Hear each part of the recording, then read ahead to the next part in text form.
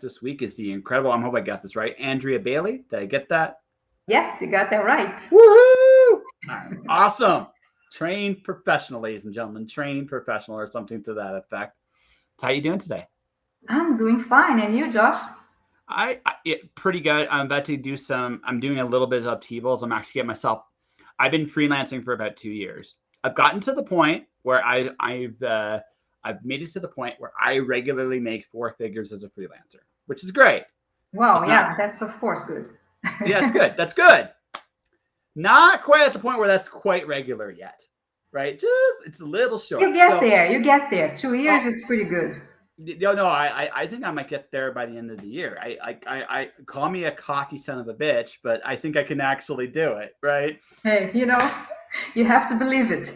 Yeah, absolutely. And there's one thing, I got lots of belief in myself. Maybe a little too much sometimes. That's why the head is as big as it is. But it is what it is, right? Of course. she's like, hey, buddy, how you doing?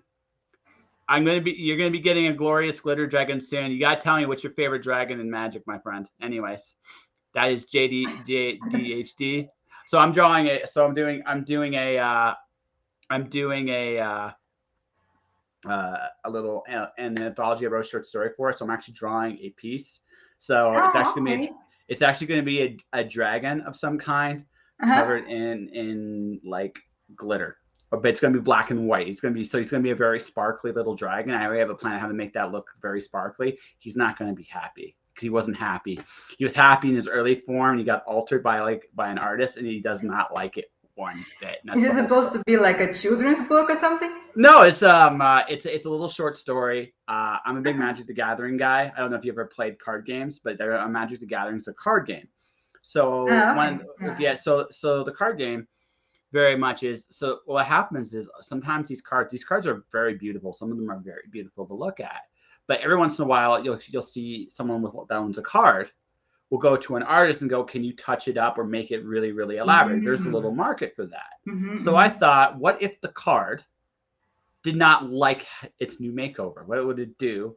Okay. Yeah, does that make sense? Does that make sense? Yes, very creative. Yeah, so it was just my little idea. So I actually got to draw so I'm looking at some of my favorite cards from that game, and some of them are dragons.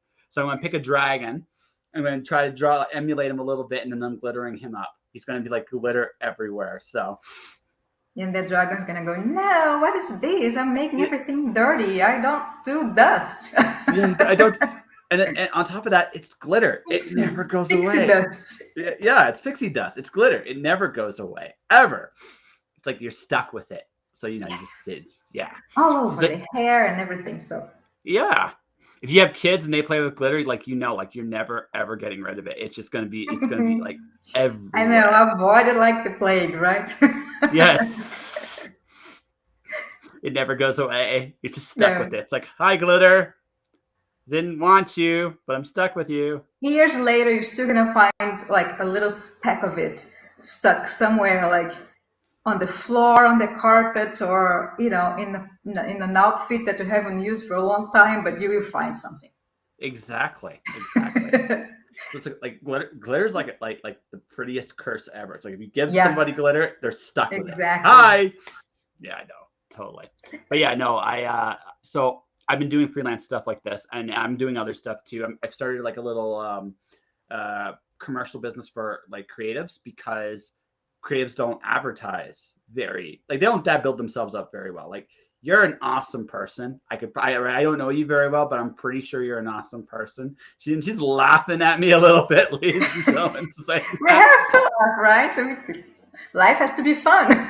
No, exactly. No, I agree. It's just my experience interviewing people. We have this tendency to look at like the great things we do. We take them for granted, right? Like you write. I can't say I write a book, but from what I've been told, I'm sorry, I do a lot of interviews. So it's just one of those things. I do want to read one of your books. I do want to read one of your books at some point. So we'll figure that out. We'll figure that. Right. Yeah, we'll figure that out at the end of the podcast here. But the thing is, you do an incredible job. I think you have a lot of guts because you went out there and you wrote your story, you put it out into the world. That takes guts, and that in and of itself is a huge victory, right? So it's easy to take that for granted, right? So I think saying like, so when I'm saying it, I mean it. Be like, you're probably an amazing person, almost certainly, unless you got some really like shady things going on in the background I'm not aware of. Who knows, right? Yeah, you know. I love that you don't deny it. It's like, maybe. He's on to us.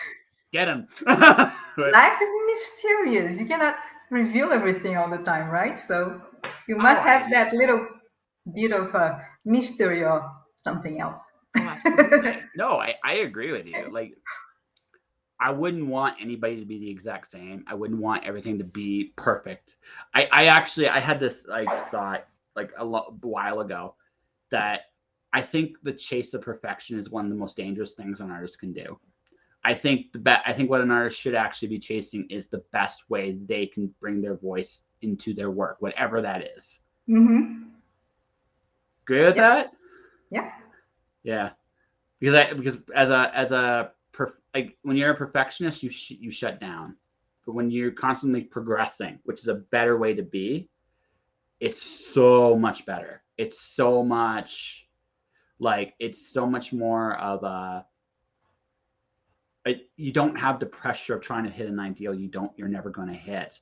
Instead, you're just worrying about being the best you. And I think if more artists did that, there'd be less pressure on the pieces they're working on. Well, yeah, and also because, like, as a writer, for example, you have to edit so many times, right? But you're never gonna get to perfection because every time you read the thing and you want to edit, there is something else that you want to change, and it has to get to the point that's like, okay, you know what? That's it. Send it to the editor, send it to the publisher, and let go. I heard before, I read some time ago, and I think it was Honoré de Balzac, I think, that I read that he was such a perfectionist that he would, like write his books, and at a long time ago, of course, it's much more manual labor, to do the whole process and everything. And imagine all the piles of paper that he had, to send and to edit. And even after publication, he would go back to the editor and say, like, no, I want to change something. To the point that they were like, no, that's it. It's out, it's published. It's not like that easy to just collect all the books again that had been out and redo them. But I've seen people, and even in my own books, sometimes you read, it's like, I should have done this, I should have done that, whatever. Now it's already published, like, whatever. That was your idea at the time, that's what you want at the time. So if you want to change, write another one. Yeah. No, I always look at what Terry Pratchett talked about when he did a book called The Carpet People.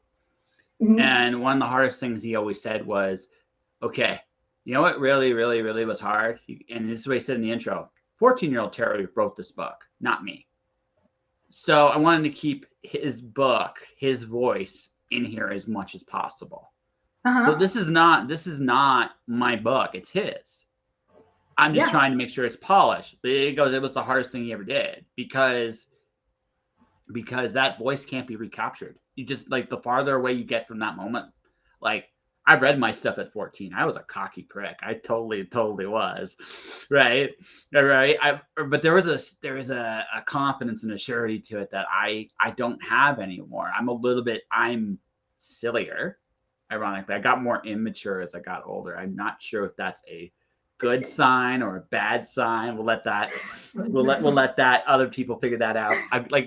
I did write about a glitter dragon, so I mean, I can't say I'm the most mature person in the world, but hey, we are always children inside, Yeah. What ages is the outside, but the mind sometimes stays, the same. I think. Well, I'm terrified. It just matures because we are forced to take on some responsibilities.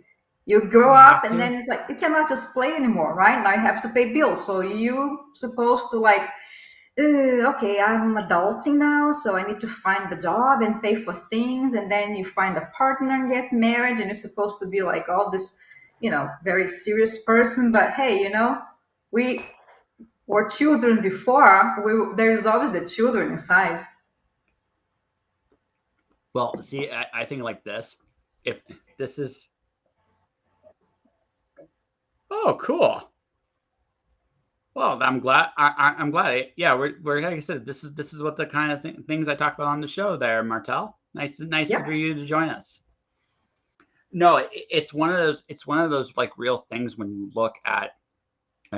Well, I look at me as like I'm 40. I'm getting. I have to get a quote unquote real job again. Although my real job just has to be like a Starbucks. Right. That like it doesn't even have to be a serious job at this point, and I don't really want it to be. Either something this is the way I look at it. It's either going to be something I love to do, or it's going to be something I can walk away from really easily. I don't at this point in my life want to make a commitment to a company because that might sound strange to some people listening to this, but it's because I don't believe that necessarily there's no job is permanent. And I've learned this in this life that even if you get into quote unquote a good company, it doesn't necessarily mean you're guaranteed to keep it. And I want to spend my time creating and talking to people like you. That's more important to me than what my day job looks like. I don't care. Like legitimately, I might be a McDonald's flipping burgers next month. I don't give a shit, right? Because it's just No, you have to enjoy what you're doing, at some point. Yeah, exactly. I mean, unfortunately, sometimes we do have to have something else to pay the bills and survive because our creatives don't necessarily mean that we're gonna just become J.K. Rowling suddenly or or Stephen King and just live off that. But that's wait, what you have to do. That's not right away. That's not immediate. No. Not immediately. Well, it could be, if somebody just suddenly discovers, it's like, oh my God, like that deal, I mean, the story of Andy Weir pretty much, right? I went to one of his signings and it was so cool, the way that he was doing. He didn't even want to sell the thing. He wanted to post The Martian like for free on Amazon, and it's not allowed because you have to post it as a minimum of 99 cents if you're going to publish the ebook. But that's what he wanted to do at first because he was publishing chapter and chapter and chapter on his blog, and readers were helping him write pretty much, right? Like, giving feedback right then and there, like live feedback while he was producing it. And then, suddenly it was so popular, it sold so much on Amazon that some producer caught that and said, hey, we are sitting here on some good money and we are going to make this a movie. And then he just went on and on. And the guy only has like what, 3 books? but that's how it goes, right? I mean, for most authors, the average, like I'm on my 7th and 8th books. I'm actually drawing my 7th book on top of writing it. That takes longer. I'm a little crazy. I'm just but that's the coolest thing though. If you can do both, like I'm not an artist to draw, so like, for example, I had an idea to do a coloring book based on my trilogy, on my romance trilogy, but I can't draw, right? So I had to find an artist to do it for me. But I had the idea, so I wrote everything that I wanted, and I took and I got from the internet like pictures that would resemble some of the scenes that I want her to do, because she wasn't not going to read my 3 books to come up, and I want to tell her what scenes I wanted to be drawn. Right. So I had to do all that. And then she came up with the thing and, we tweaked here and there. And then voila, we have the coloring book. So it's pretty cool. But it's a collaboration, That's awesome. Congrats. First off, I haven't thought about doing a coloring book yet.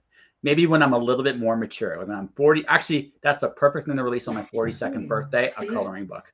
The coloring book. And it's big. Let's see here. Right. This is the Olympian Love Trilogy. Then you have like, things inside that you can color. I started to color a couple of things, and here we go. Here, that's pretty. So I just came up with the idea, just like there was a lot of people staying home, reading and trying to do some activity, a couple of years ago, like 2 years ago, not even that long ago, and coloring books became adult coloring books became very, very popular. So I said, why not? I'll just have like some illustrations that are based on the trilogy, and this way people will read the books, or it can happen the opposite. They can purchase the coloring book first and then enjoy the illustration and say, hey, I'm curious now to what happens because of the illustration. So I want to read the books, right? So it can be both ways. Well, it's like, hey, this is great. Wait, I should ask, is your coloring book like for kids or is it for adults? No, it's for adults. Okay. Because, well, it has like kissing scenes, so no. Well, hey, listen, I was reading. I mean, comic books. Okay, yeah, I'm not a good example. Comic books probably worked my brain when I was 10, 11, 12 years old. So it's like I can't say that. But I was reading comics when I was. I first started reading comics at 8 years old. I turned out just fine. I mean, why? No, I mean, but it's one of those situations where I think it's just a great idea to keep expanding. Like one of my series, I'm actually making a board game for. Oh, cool. Yeah, but no, I started drawing about almost a year and a half ago, almost. So I decided that I wanted to tell, like, again, I'm a comic book guy. I want to tell stories with animation, a little bit of pictures too. I enjoy that. Also, one of my favorite all-time authors is Dr. Seuss. That might sound incredibly kid-like, but the thing is, like, what he's able to do with so little is nothing short of incredible. I think it's actually an amazing thing to be that good of a storyteller with those skills. So now, will I ever be great? I don't know. I mean, I draw with people on a regular basis on the show too. So, but I'm not afraid to do things. It's more along the lines of the fact that I'm trying to, like, again, it's going out of your comfort zone, kind of seeing what's out there and kind of exploring. Like I'm one of those people that just likes trying shit out and seeing what I actually enjoy doing. And just life's too short. Life's just way too short. I want to make my life as wonderful as possible in as many different ways as possible. Well, and sometimes too, like, if, depending on what you're doing in writing or painting, you may have a challenge, and why not take that challenge, right? Exactly. I have an example of me. I have, like, I write romance as Andrya Bailey, but I have another pen name where I write other things that are not romance. And one time I write novels that are more than 50,000 words, right? So it's not easy to write something super short. And it's very popular flash fiction. You know what flash fiction is, right? Very, very short stories. So sometimes 50 words, or it's between 50 less than words 1,000 words, 1,000, something like that. Yeah, less than 1,000. And there was like I came upon a contest for flash fiction, and I'm thinking like, that sounds interesting, but I don't think I can write something so short, because it's not a paragraph, right? It has to be like a story with beginning, middle, and end. It's not just like, the middle of something. It's not like you pick up a paragraph or a chapter from your book and throw it there. But it was a challenge, and I said, that could help me cutting words that are not necessary. So that helps me editing, that can help me write synopsis. I mean, it can be good for a lot of things. So I tried, I wrote something. It was actually the last day of the contest. I was procrastinating forever until the last day. I got like that reminder, say like this at midnight, that's the cutoff for this contest. And I said, I will just write something and throw it there. And I wrote it, right? But I never thought anything about that. And come the day of, like, whenever they were judging and things, I ended up getting an honorary mention for it. And I was really surprised, because I'm like, wow, it was not something that I spent a lot of time working on. It was kind of like, okay, I need to do this because I need to get this out of my system, to say that I entered this contest. But I was never expecting to win or anything. I wasn't expecting any kind of accolade or anything. And then it kind of gave me a little bit of nag to do this, to continue doing it. So I said, okay, well, if I got like honorary mention one time, maybe I can get, better at this and start writing a couple more flash fiction stories. And I did, and then I participated in another contest, and I ended up getting first prize in another one, and got published in a couple of journals and stuff. And then I got invited also to be the editor of flash fiction for literary journals. So that was all cool, because you never know what can come out of you just stretching yourself and challenging yourself to do something else that it's totally out of your comfort zone. Because I was like, I can't write a story that's less than 1,000 words. I write novels that are more than 50,000, So there you go. Suddenly you're editing flash fiction all the time. No, I don't do that gig anymore, but I did it for a while. But I mean that kind of is a cool thing, because what you're talking about is you discover that you actually could do it, which I think is actually a really cool thing. And I end up giving workshops of how to write flash fiction, in libraries and other places that we have here in Houston that they invited me to. So that was pretty cool. You don't know where you can stretch your talents, or where other skills are, if you don't try them. Yeah, no, I for me, it's not even close to the same thing, but the closest thing I do to flash fiction right now is I'm playing with ad copy. I'm learning I taught myself how to, well, it's short, right? Cat copy is incredibly short, but I find it's a useful short story tool too, because what it does is it helps with book blurbs. Book blurbs are ad copy. They're just a different kind of ad copy. Yes, exactly. Right? That helps a lot with blurbs. Yeah, with book blurbs. But the other part about it too is, I actually, in doing ad copy, I understood a big reason why authors can't get readers. I actually learned a very valuable lesson there. It's because when you look at what ad copy does, it kind of does two things. It divides people from people that want your product and people that don't. And then it tries to persuade people to give your thing a try. That's basically what it is, right? Mm-hmm. So I realized something very important. Many authors, when it comes to talking about their books, don't know how to do that. Divide and persuade, right? You don't want, this sounds counterintuitive to a lot of people out there. You don't want every single reader buying your book. You want your readers to buy your book, whoever they are. So to find them, you got to talk to them about what it is, what you're doing, and what it's about. And you got to be able to do it in a convincing way. So, and again, ad copy is a short story. I'm going to lead you across this bridge. That's all it is. It's what it is. It's essentially what it is. So now that I've learned that, it's like, oh crap, I'm going to be able to get more readers now. I understand something I didn't know before, right? But I mean, that's about as short story as I get. Like, I've never been able to, well, that's not true anymore. I have a glitter dragon short story now. But yes, that's my break into like literary fiction, ladies and gentlemen. Glitter dragons. That's the way in. But in all seriousness, right? It's one of those things where, like, short stories are hard. They really, really are hard to do. You have to have a very clear understanding of what the story actually is, and you got to keep it tight. And that's a really, really hard thing.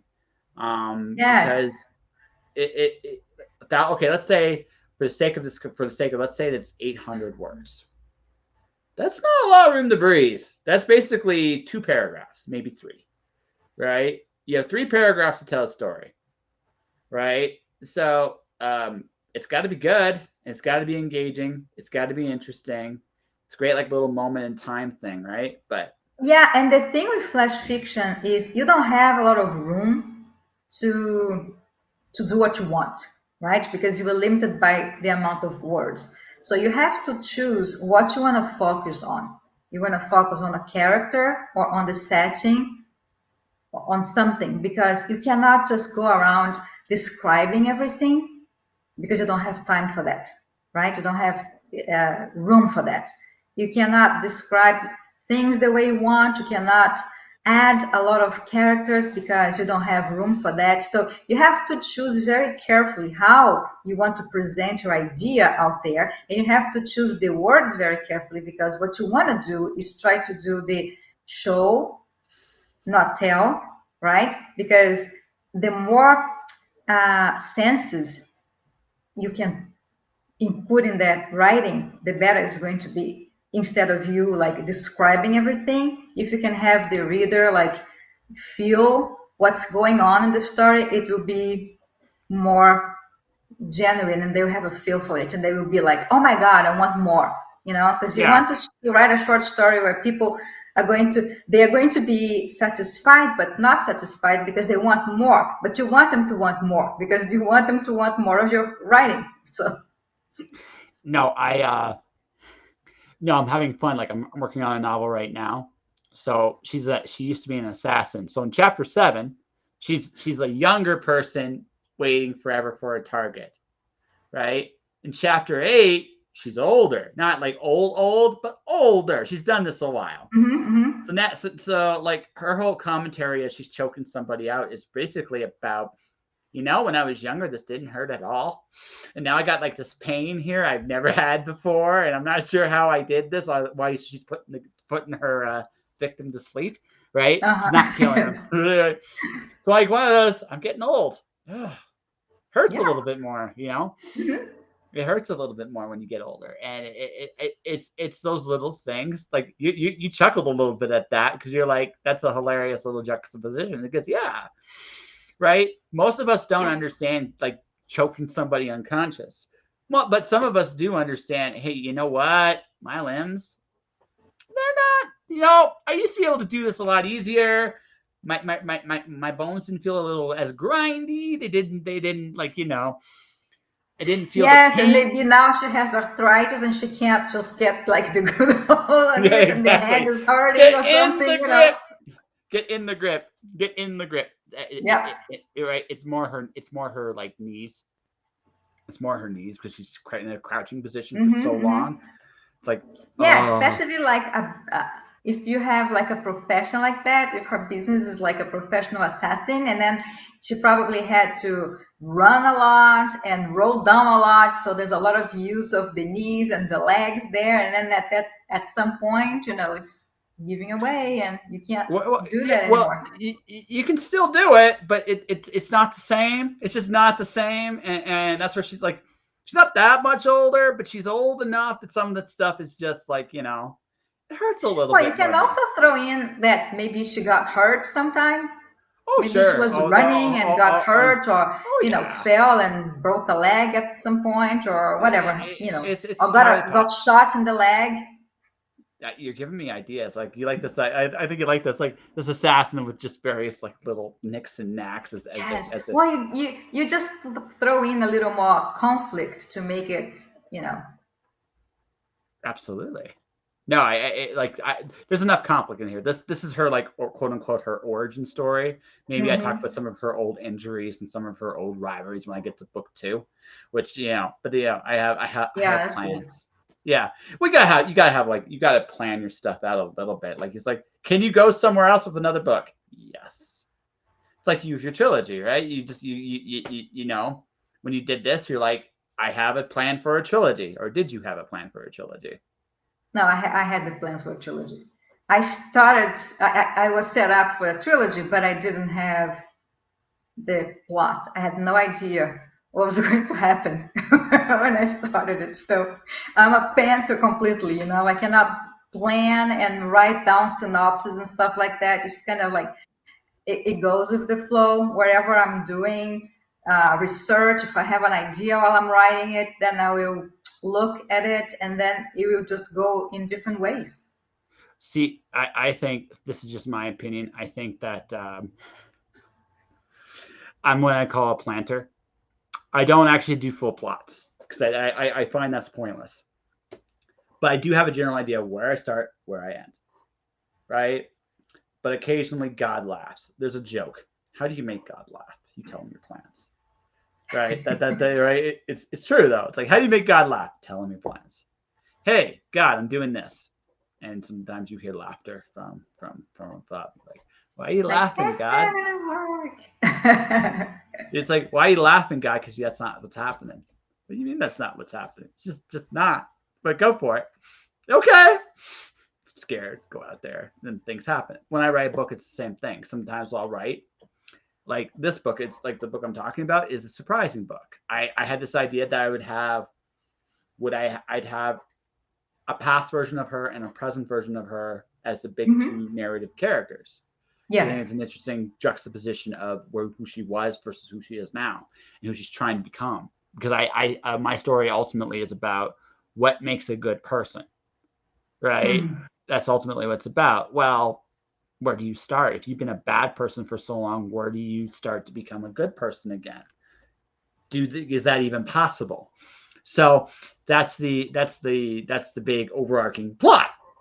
Now, how I'm gonna do that and get there. How you weave it through, like what's gonna happen for her to get from point A to B. That's your mind will generate as it goes. That's right. It's the same with me. That's the same thing the only thing I knew is I don't know if you know that, but for your for a novel to be categorized as romance, in the genre romance, it has to have a happy ending. Happy ending forever, happy ending after whatever, it has to. If you kill one of the couple people, then it's not going to be a romance, all right? It's going to be women's fiction or mystery or whatever, but it's not going to be genre romance. So the only thing I knew is that I have to have a couple that's going to have, conflict until they get together, and then at the end I know they're going to be together, but how I'm going to get from point A, how are they going to meet until they get together for a trilogy for 3 books, I had no idea how this was going to play. And like we were talking about challenges before, and I started writing romance also because of a challenge. I had already written another genre before, more like a psychological thriller with my other pen name. And then a couple of friends of mine, all writers too, we were chatting one day, and they were like, well, we should write some more like a genre specific, like maybe romance or mystery. And then they challenged me because they were like 2 guys, and then I was the only girl in the group, and they were like, well, you're the girl, you write the romance. I said, that's not fair, you guys can write romance too. And they're like, no, it has to be you have to write a romance, and it has to be a trilogy. So they set me up for that, and I said, okay, fine, like it's a challenge, I'm gonna have to do it. And I had, like, years ago, written like a scene, like was a chapter. It was a contest, I had the tendency of looking up contests before I was published, thinking maybe it's the best way to be published, like by finding contests, submitting your work, whatever. And there was this, and I don't even remember for who, but there was like this contest to write like chapter with like a hot steamy scene, and send it to them, and then but I didn't know the ins and outs of publishing and writing, so I had I just had an idea, I wrote something, and I received the thing back, it never flew. And then I told these 2 other friends of mine, I said, okay, you know what, I have some romance thing in my files, I have to dig and find it. And it was written many years ago, so obviously it was another Andrea that wrote those, as we were saying, the thing about the age, so I have no idea what I had in mind when I wrote that chapter anymore. I had no idea how it would begin or end. It's just something for years ago has been there, but I sent it to them. Of course, needed a lot of editing and stuff, but they were like, this is good, you can work with it. So I basically started my trilogy with a particular scene that cannot be the beginning. So that scene was a couple of chapters away, so I had to start from scratch, like, okay, how are these people going to meet to get to that point in the scene, and then have the ending for this first book, which would be like a cliffhanger, and then we go on to book 2, and then we go on to book 3. So it was pretty challenging, to tell you the truth, but I didn't have everything planned out. It was kind of like, okay, I have these now, so how do I get there? And then I would just stop writing. So what kind of romance is yours? Is it clean? Is it a clean romance? Is it No, it's steamy. There are sex scenes, so it's not for children. It's No, tagged okay, no, it's just 18 and up. I asked because you said I'm going to challenge myself. It's like, okay, because romance, like one of the things about romance, a lot of people don't really think of it like this. Yeah, we all have a sex drive, but good sex scenes aren't easy to write, actually, right? No, I actually had to take a class on how to write sex scenes because I wasn't, you know, that's not the genre that I used to write. So Yeah, I looked for it and I went, there was a workshop with a writer. I live in Houston, so I was here in Houston and I signed up for it, and then I had already like a little bit of, I had a draft, and it was very interesting because there were probably about, I don't know, I'd say like maybe 10 students in that workshop, plus the teacher, of course. And she was giving us a lot of interesting ideas, and showing a lot of excerpts of books and also literary fiction books where they had some kind of sex scene, sometimes just like mental, just the flirting, and sometimes all the way. But how, all that flirting thing too. So it was talking about the seduction. And then she's like, okay, exercise time, right? So she tells everybody to sit down for like, half an hour or whatever and write a paragraph with a steamy scene. And I already had mine, right? Because and I wanted to see how well it was going. So I had mine and I kind of like reworded a little things there for the exercise that she wanted to be a little more appropriate to what she was looking for. And then when time was up, she's like, okay, now I want volunteers to read. And everybody was just looking at each other like, okay, no, we don't know each other. We have no idea who you are next to me. I'm not going to like read my sex. It's right. And then I was like, you know what? I'm paying for this class. I need to learn this thing. So I'm going to have to do it. Right. So I volunteered, I was the first one. I said, okay, fine. I'm just going to read my thing. And then I read it because I wanted the feedback. That's what I wanted. So at this point, you can't be shy. You have to just like no, throw you yourself out can't be. there. You can't be. So one of my first really cool things with the show was I did a romance festival. Some of the most amazing ladies I've ever met. Also, some of the dirtiest ladies I've ever met because they just, oh my gosh, they made me blush like a schoolboy. Like they were able to do that. Not too many people could do that, but they did like in the seconds. Like, oh my god, you guys are like dirty and awesome at this thing. Yeah, right. You can do a lot of things. Yeah. Oh yeah. Well, it's just. I think the big thing about like a good sex scene is there's an element of fantasy to it. There has to be, or else because you're trying to create a mental stimulation. So there has to be a really good fantasy aspect to it, right? In terms of there's some kind of wish fulfillment. Now the quote unquote technical details, it's varied how much or how little you actually show, but that feeling has to be there, or it doesn't matter how intricate you get, it sucks. Doesn't matter how little it's right, and not in like the good way. It just sucks, right? So that's just it. Like that's the thing I've learned. Like it's something I've also learned when I'm flirting with women is you got to get in their heads, and that's the thing. You can't like. I can say all kinds of wonderful things about how pretty and beautiful you are, but by and large, for most women, right, you have to at some point get in their head. If you can't, right? If you can't get in their head, it's not good. Doesn't matter how, right? It's just there Yeah. at that point, And right? it is, I mean, you cannot just throw in like sex scenes and they getting together without some kind of context. So you have to build that, that flirting, that sequence of like, they are the chemistry until it gets to that point, right? And then it gets to that point, and then something has to happen to kind of separate them, or to, for it to cool off, or then something happens, and then you keep building the tension over and over until the final moment when your characters are going to be happily ever after in romance. But you need to build that tension, and you need to try to show why they are so into each other. There has to be something. It's like physical attraction only or just mental attraction, whatever. There has to be, you know, something that will bring them together. They cannot stay away from each other. Yeah, I don't read a ton, again, don't read a ton of it, but the one series I do read is the Kate Daniels books by Alana Andrews.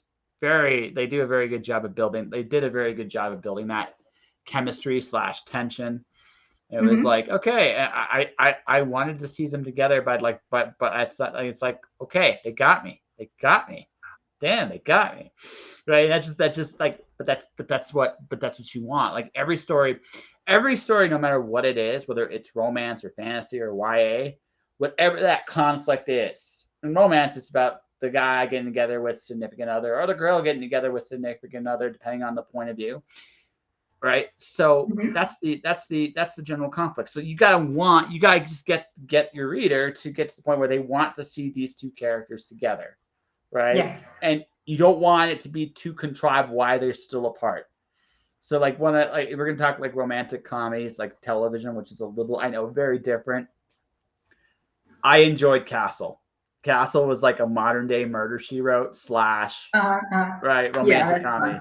Yeah, it was a fun show. After the first 2 seasons, I did not buy those two separated at all. And I kept it waiting and waiting and waiting. It's like, there was a point with that. You're like, you waited too long, right? You should like season 3, you just should have just done it. It just would have been fine. It would have been a good 5-year show instead of an okay 7-year show.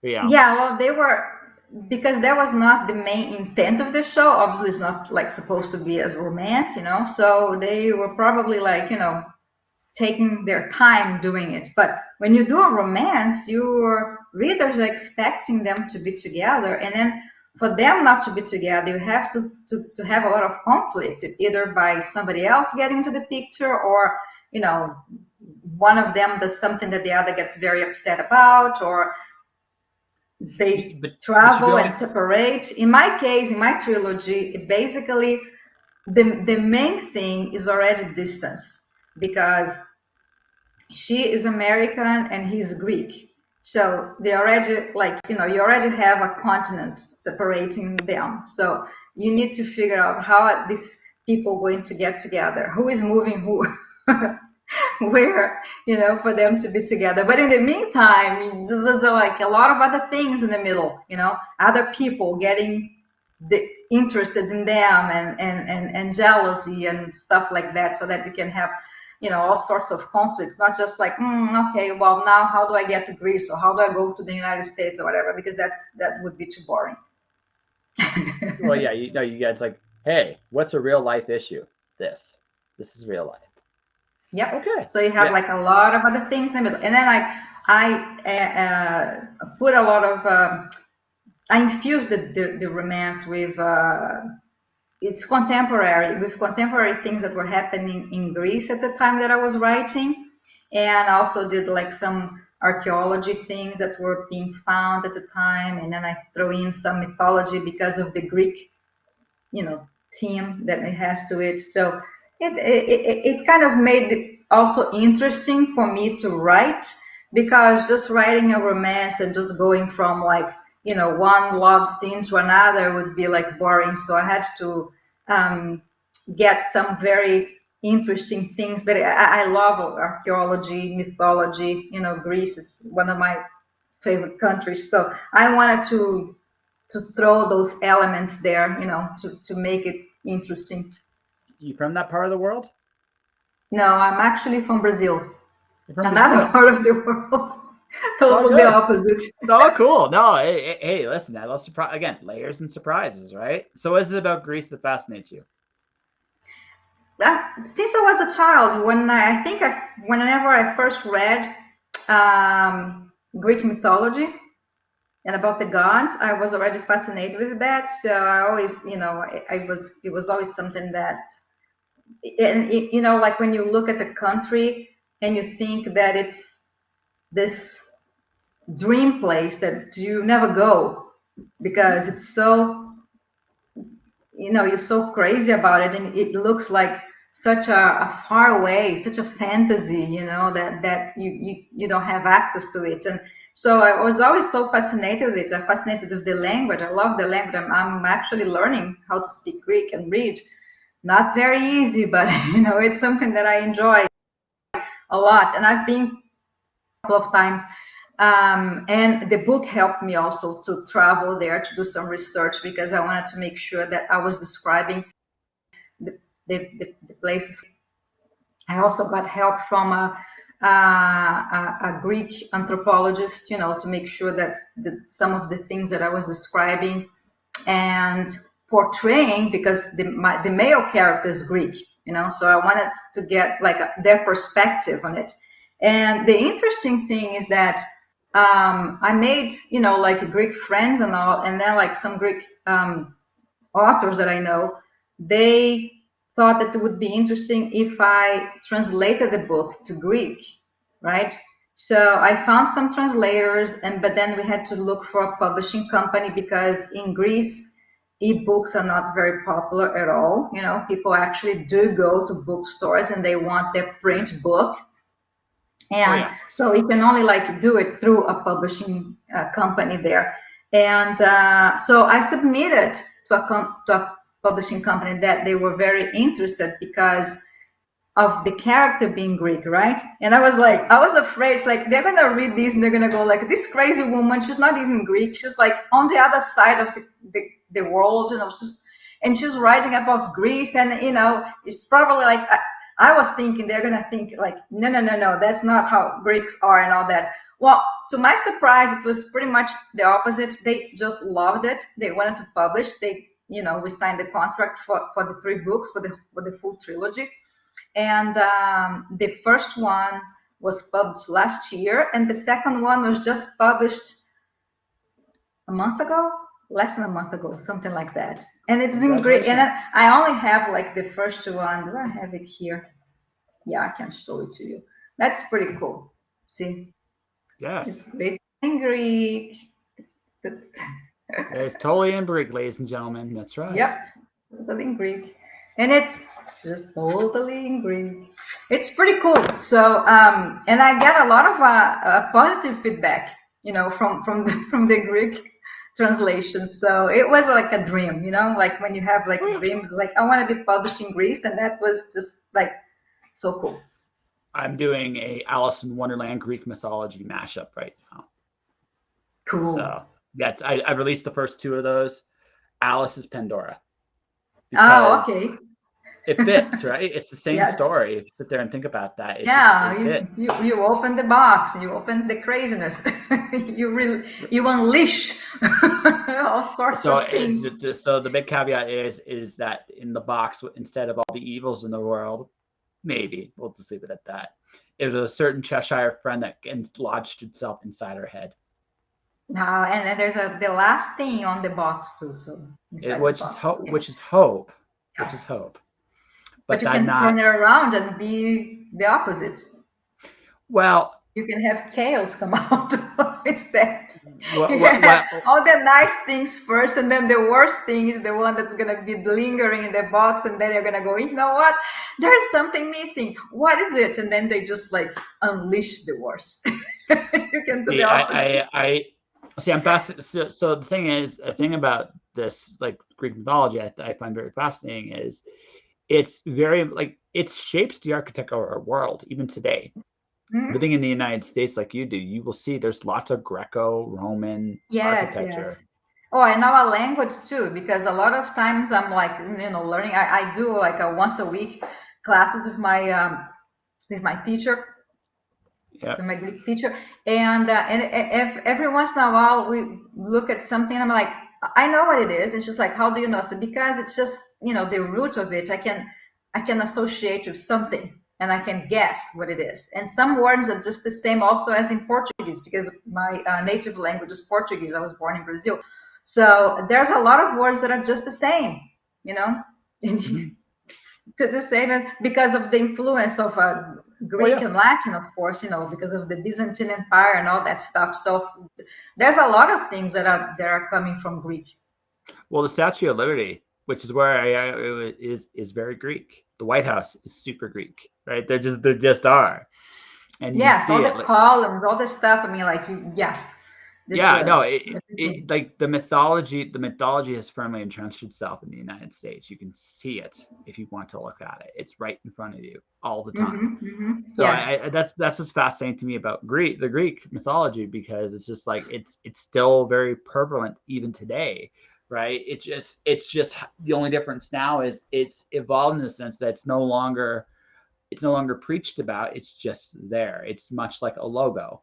You know what I mean? And also that word in itself is also a very Greek word. Yeah, So and you can see also how fascinating it is because you see like books coming out, they're coming from the mythology.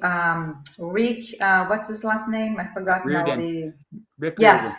yes, he has like the whole series, like of the Percy, which is supposed to be Percival and Perseus, and then all the and other authors too that write stuff that is infused with that, or like changing, like what you're doing, like mixing Alice with it, and they do like rewrites and infuse their books with mythology. I mean, I did that. I mean, like there's a lot of, especially in book one, there's a lot of comparisons, that the character does, and to the situations, to things that they do, and then it's like, okay, well, this is, that she looks like whatever, so there's a lot of So she looks like mythology there. Helen of Troy, and she's about to cause a war.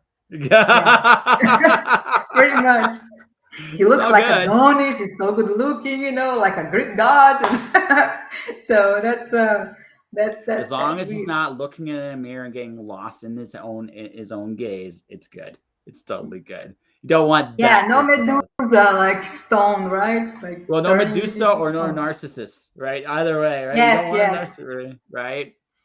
Although Narcissus Medusa, looking at the himself in the river and falling we there. just stayed there.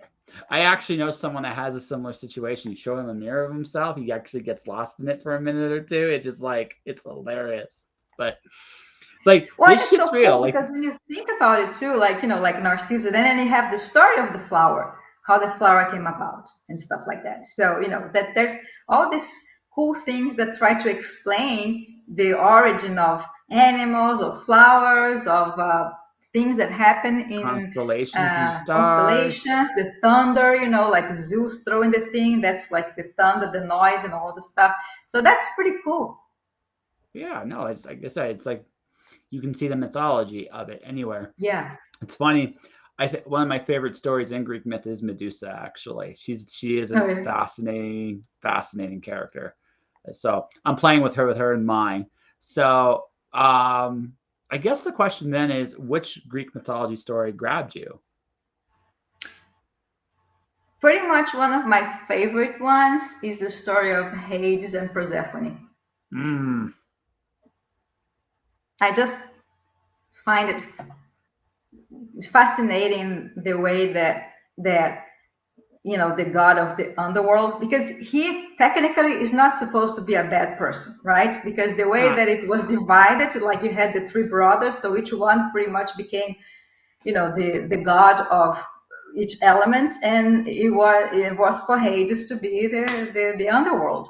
So he rules that, and then he fell in love with Persephone, and while she was collecting some flowers, he went there and kidnapped her and took her to the underworld. And then the mother, Ceres, Demeter, in Roman or Greek, whatever you want to say, she was so upset that she, and as the goddess of the crops, she was all spring and all the flowers and all and the fruits, all the crops were up to her, and then she was looking for Persephone forever, and she couldn't care less. So the whole world was pretty much going in hunger because there was nothing else, right?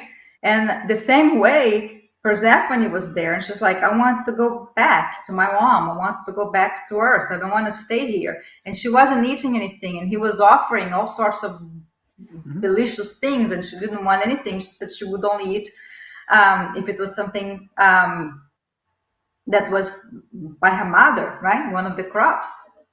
So when they came out to see what there was available, there was nothing else except a pomegranate, right? So they took that pomegranate there, and she ended up eating a couple of seeds, and then at the end, she was kind of pretty much bound to stay there for like 6 months of the year, because that was the deal, and then 6 other months she would come up. So we have like spring and fall. That's when Ceres is pretty happy, because Persephone is there like visiting, and then like summer and winter we don't have any crops, because that's where she's ruling the underworld of her husband. So yes, I just love that story for some reason. I always like that story. It's a fascinating one. It's a really fascinating one, because you can make the argument that Hades like tormented her. You can make the argument that that she was just homesick. There's a couple interpretations of that story, because you never read in the story that he mistreated her ever. At the same time, he wouldn't let her go home. So no. maybe there is. Well, you have some sculptures, and some art that say the rape of Persephone. So they throw it in like at the moment that he kidnapped her, from Earth in his carriage, that it was a rape. So we don't know. I mean, she was obviously screaming because she didn't want to go. She didn't know who he was, But the same way, I find, I like Hades more than Zeus. Why? Because Zeus is just that womanizer. He's a he's not faithful to Hera. He just goes after every woman in the whole, either goddess or regular human, whatever. He just goes for whoever, right? And Hades fell in love with Persephone, and that's it. So here's the thing. Zeus is a man whore. That's what he is. He is a giant man whore. That's what he is. Right? There's no other way to put it. I mean, he will stick his dick literally into anything. Like, that's just who he is, right? Mm-hmm. He's a fertility god. I mean, if you sit there and think about it, he's a fertility god, right? He really is. Like, everything he does, everything he touches, right? He again, just he brings life. Well, so he's a fertility god. So he's definitely got issues. And if Hera ever decided to find a way to give him an STD of some kind, I wouldn't blame her, just because I understand, like, he just can't help himself. Well, unfortunately, all the rage of Hera was always towards the victims. So they're the victims of Zeus are the ones that get, screwed. Because they become statues, they kill, they die, and they become constellations, whatever.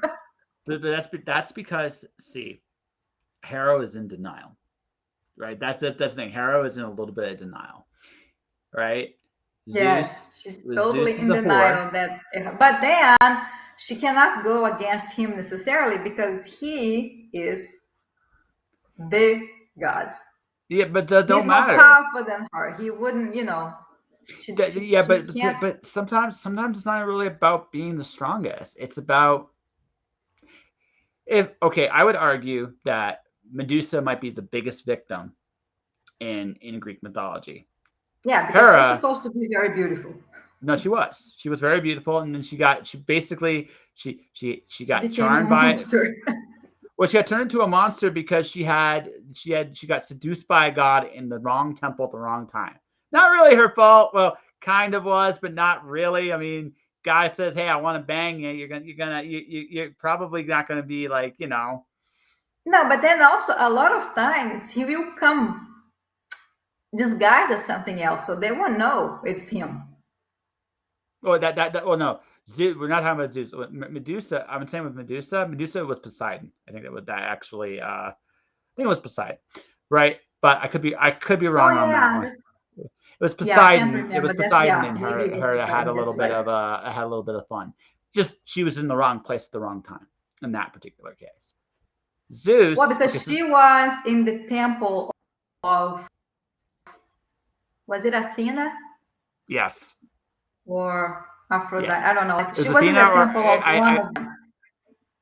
It was either Athena or Artemis. I can't remember which one. I think it's Artemis, actually. So yeah, she wrong place, wrong time. Just was one of those things, right? So she was a victim. Hera is the biggest, and I say this, she's the biggest fool because here's the thing. Okay, good, bad, or indifferent, he's never going to change. And no matter what you do, you ain't going to change him. If you're still, there comes a point, no matter how big or strong the person you're with is, if you don't walk away, you're advocating all of the things they're doing. That's what it comes down to. Now, Zeus is not the best guy here. He's a whore. He's a lecher, possibly. And you can make the argument like he's a rapist for sure. You can make that argument, and it's actually a really strong one, right?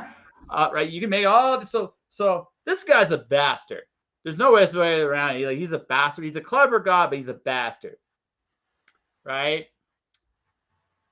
She's letting him do this. She's or advocating for him doing this because she does nothing. That's true. Right. There comes a point when enough. First time someone does you wrong, it's on them. Second time they do you wrong, that's not so much on them. It's a little bit on them, but it's all on you too. And if it keeps happening over and over and over and over again, well, at some point there's a pattern there, right? At some point, like, that's it. Like, that's the way it is. Hera is an idiot, right? Because she won't walk away. Zeus is the biggest victim, right? Zeus is a bastard, right? Jason of the Argonauts might be the biggest bully of them all, right? So he might be the biggest, like, because really, Jason is a liar, a cheater, a murderer. He destroyed a kingdom because Hera favored him. By the way, which also reemphasizes my point that Hera is a fool. Because look at who she chooses as her champion. What does that guy have in common with Zeus? A lot. Right?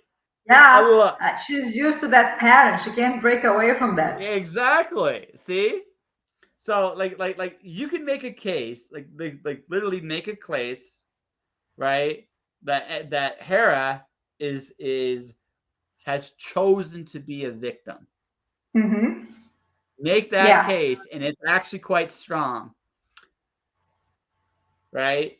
Some of the other characters that are monstrous, like I said, I mentioned Medusa, but there are others as well. You like this? This got your wheels turning a little bit, right? Well, that is pretty cool because talking about mythology is always fascinating.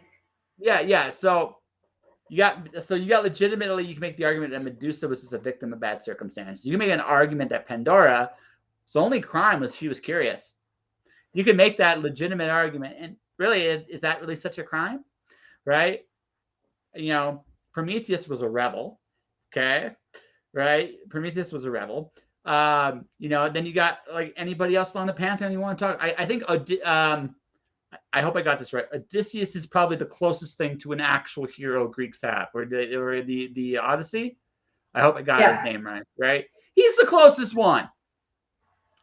But if you look at the rest of that core, I mean, I didn't even mention the fact that Aphrodite and Ares have like this wrong relationship, like all the way through. Hephaestus is also much like Hera, a putz, right? He looks like a putz. Right? For all his brilliance, he's insecure. He's got the hottest girl, and the hottest girl, all she wants to do is not be anywhere near him. Right? That's their relationship, right? So, so that's what you got. Like, if you look at the Greek mythology, they're the family dynamics, all that stuff. They're fucking dysfunctional. They're just fucking dysfunctional. Totally dysfunctional. Right? Yeah. Right. That's it. Like that's. And that's how they were trying to explain, things and why these things happen and not whatever, like the old Greeks coming up with this mythology. So that's the interesting thing about it, because when you look at their mindset when they were coming up with those tales, with that mythology, that's pretty interesting.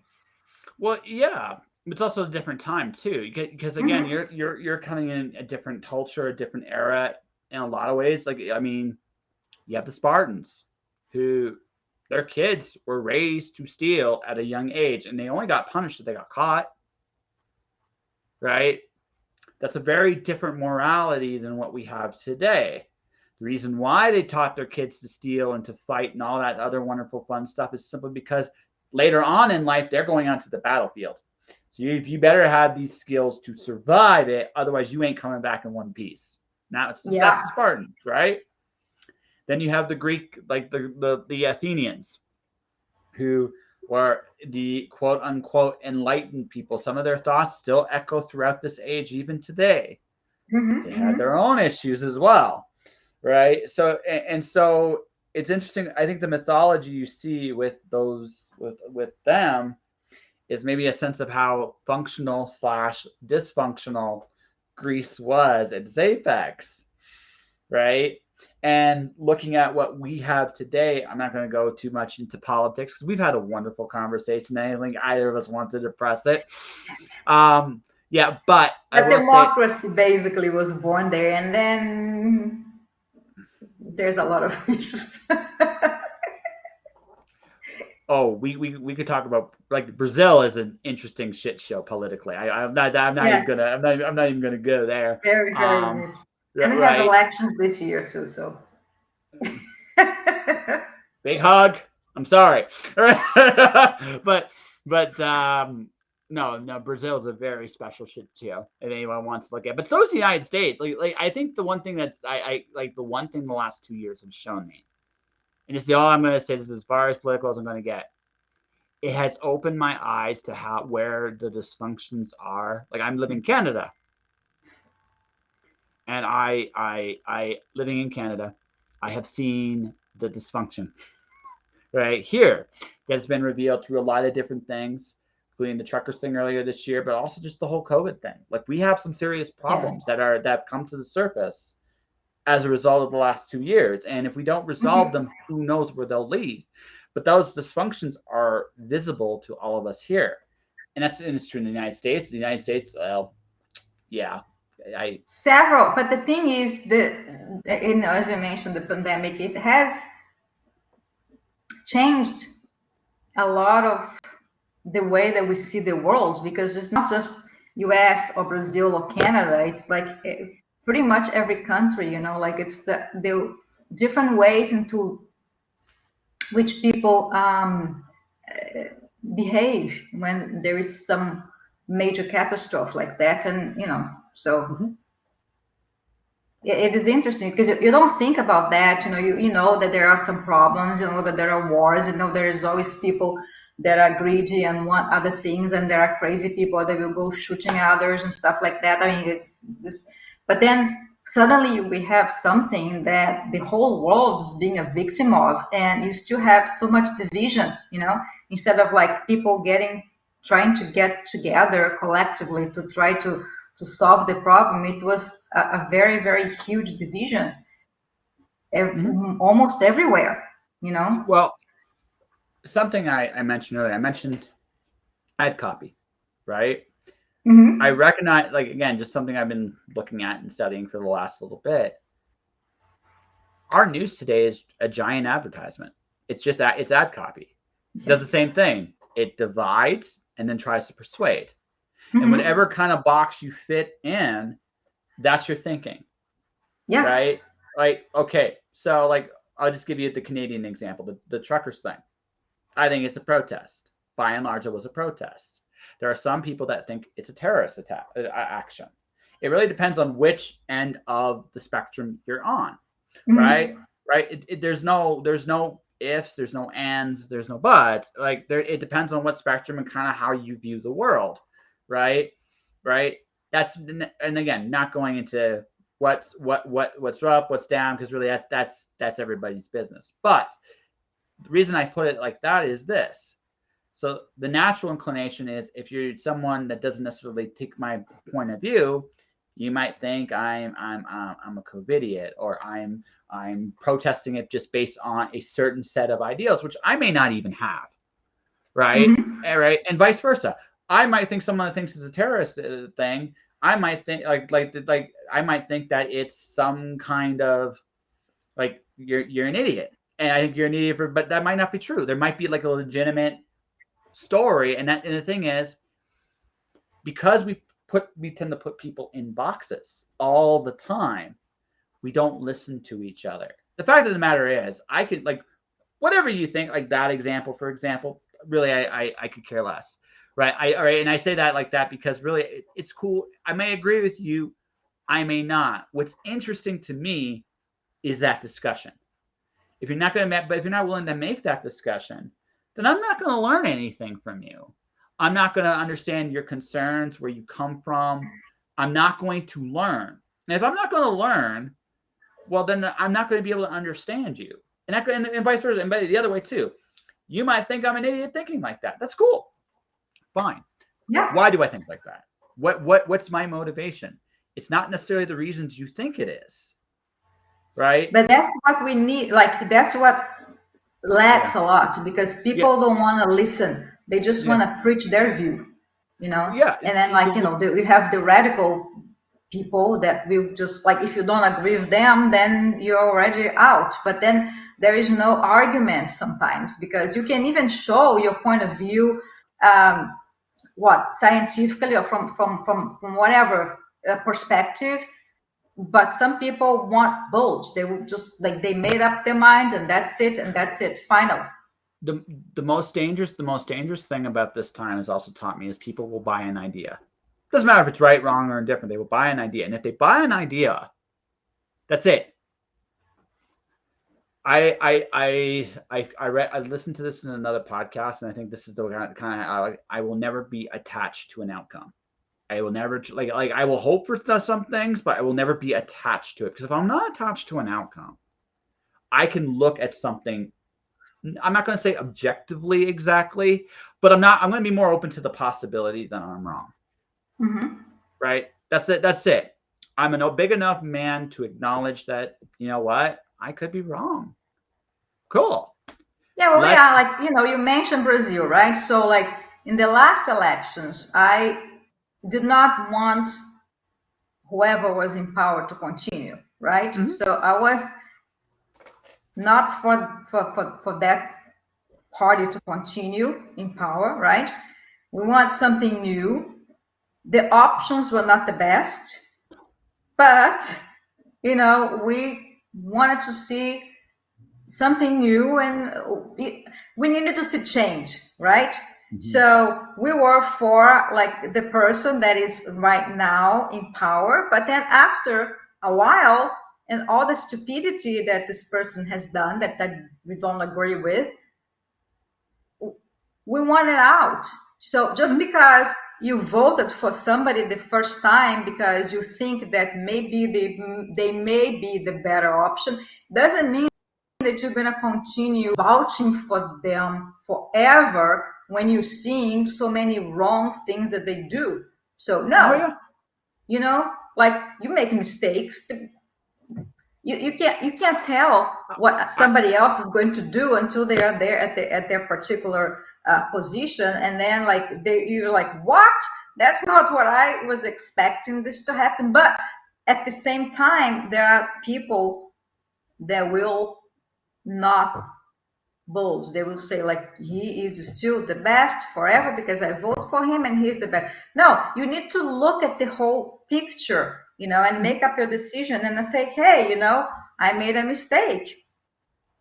But if you a lot of people will, and it's like, we don't want this again. We need to do something else. But then, it's always a problem when you're talking about a regent of a country, because it's very difficult to how each person will view whatever they are promising, whatever they are trying to convey to you. And especially, like, in case of Brazil, elections are mandatory, so you don't go if you feel like it. You have to go, you have to do something, you have to be there at the urn, and you have to vote for one of them. You can vote blank, you have to go.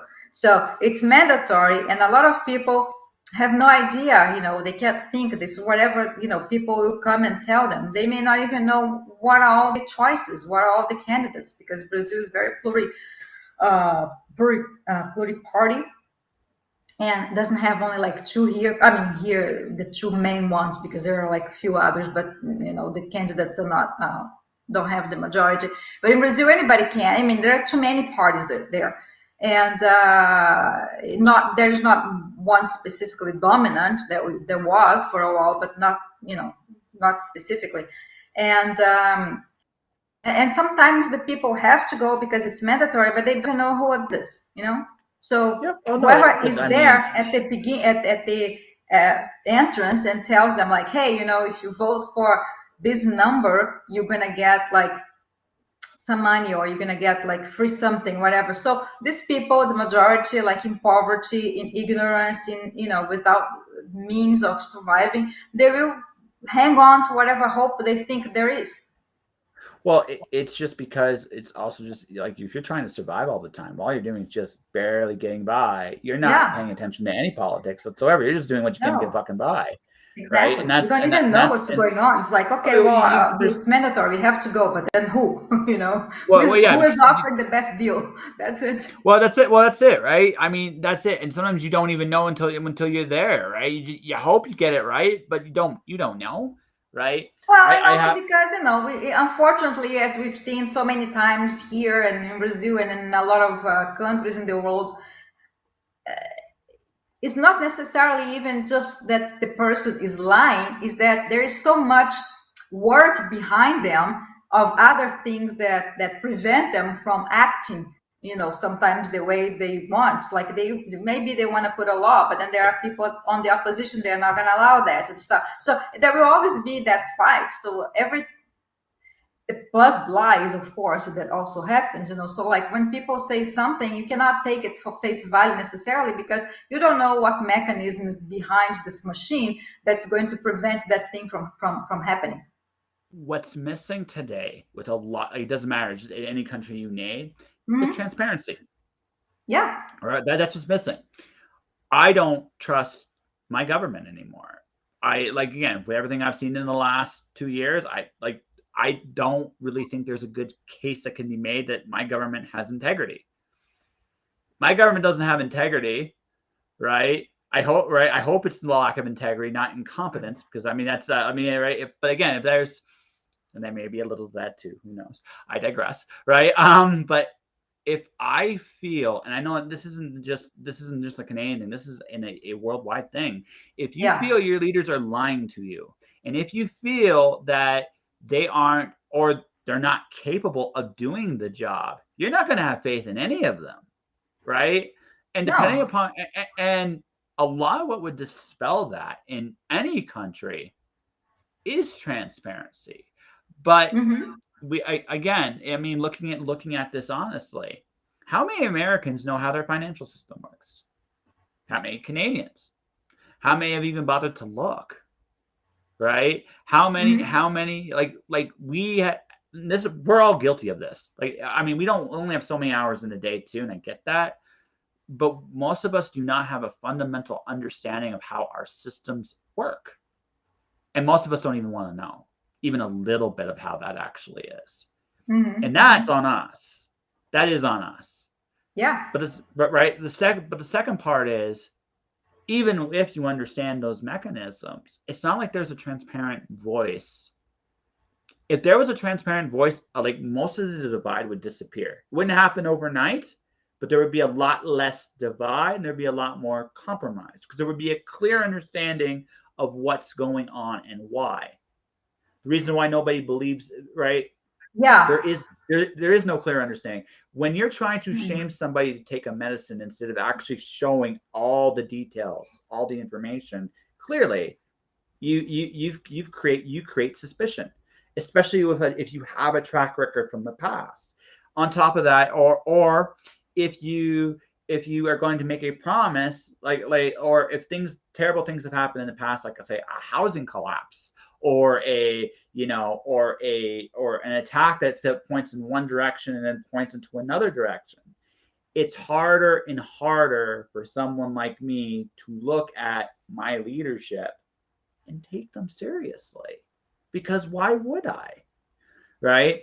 Now, if there was a transparent point of view, there's something that was actually transparent, that some didn't seem paid for by somebody else, that was just like, this is a non-bipartisan, here you go,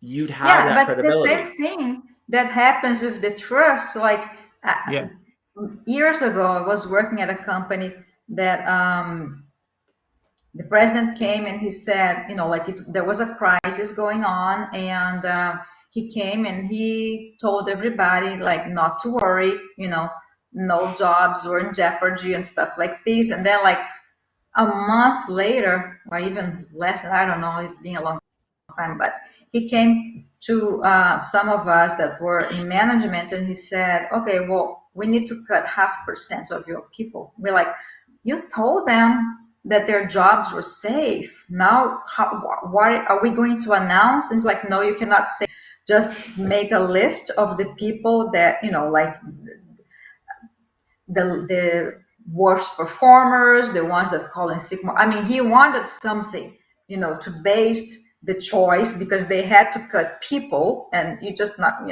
who.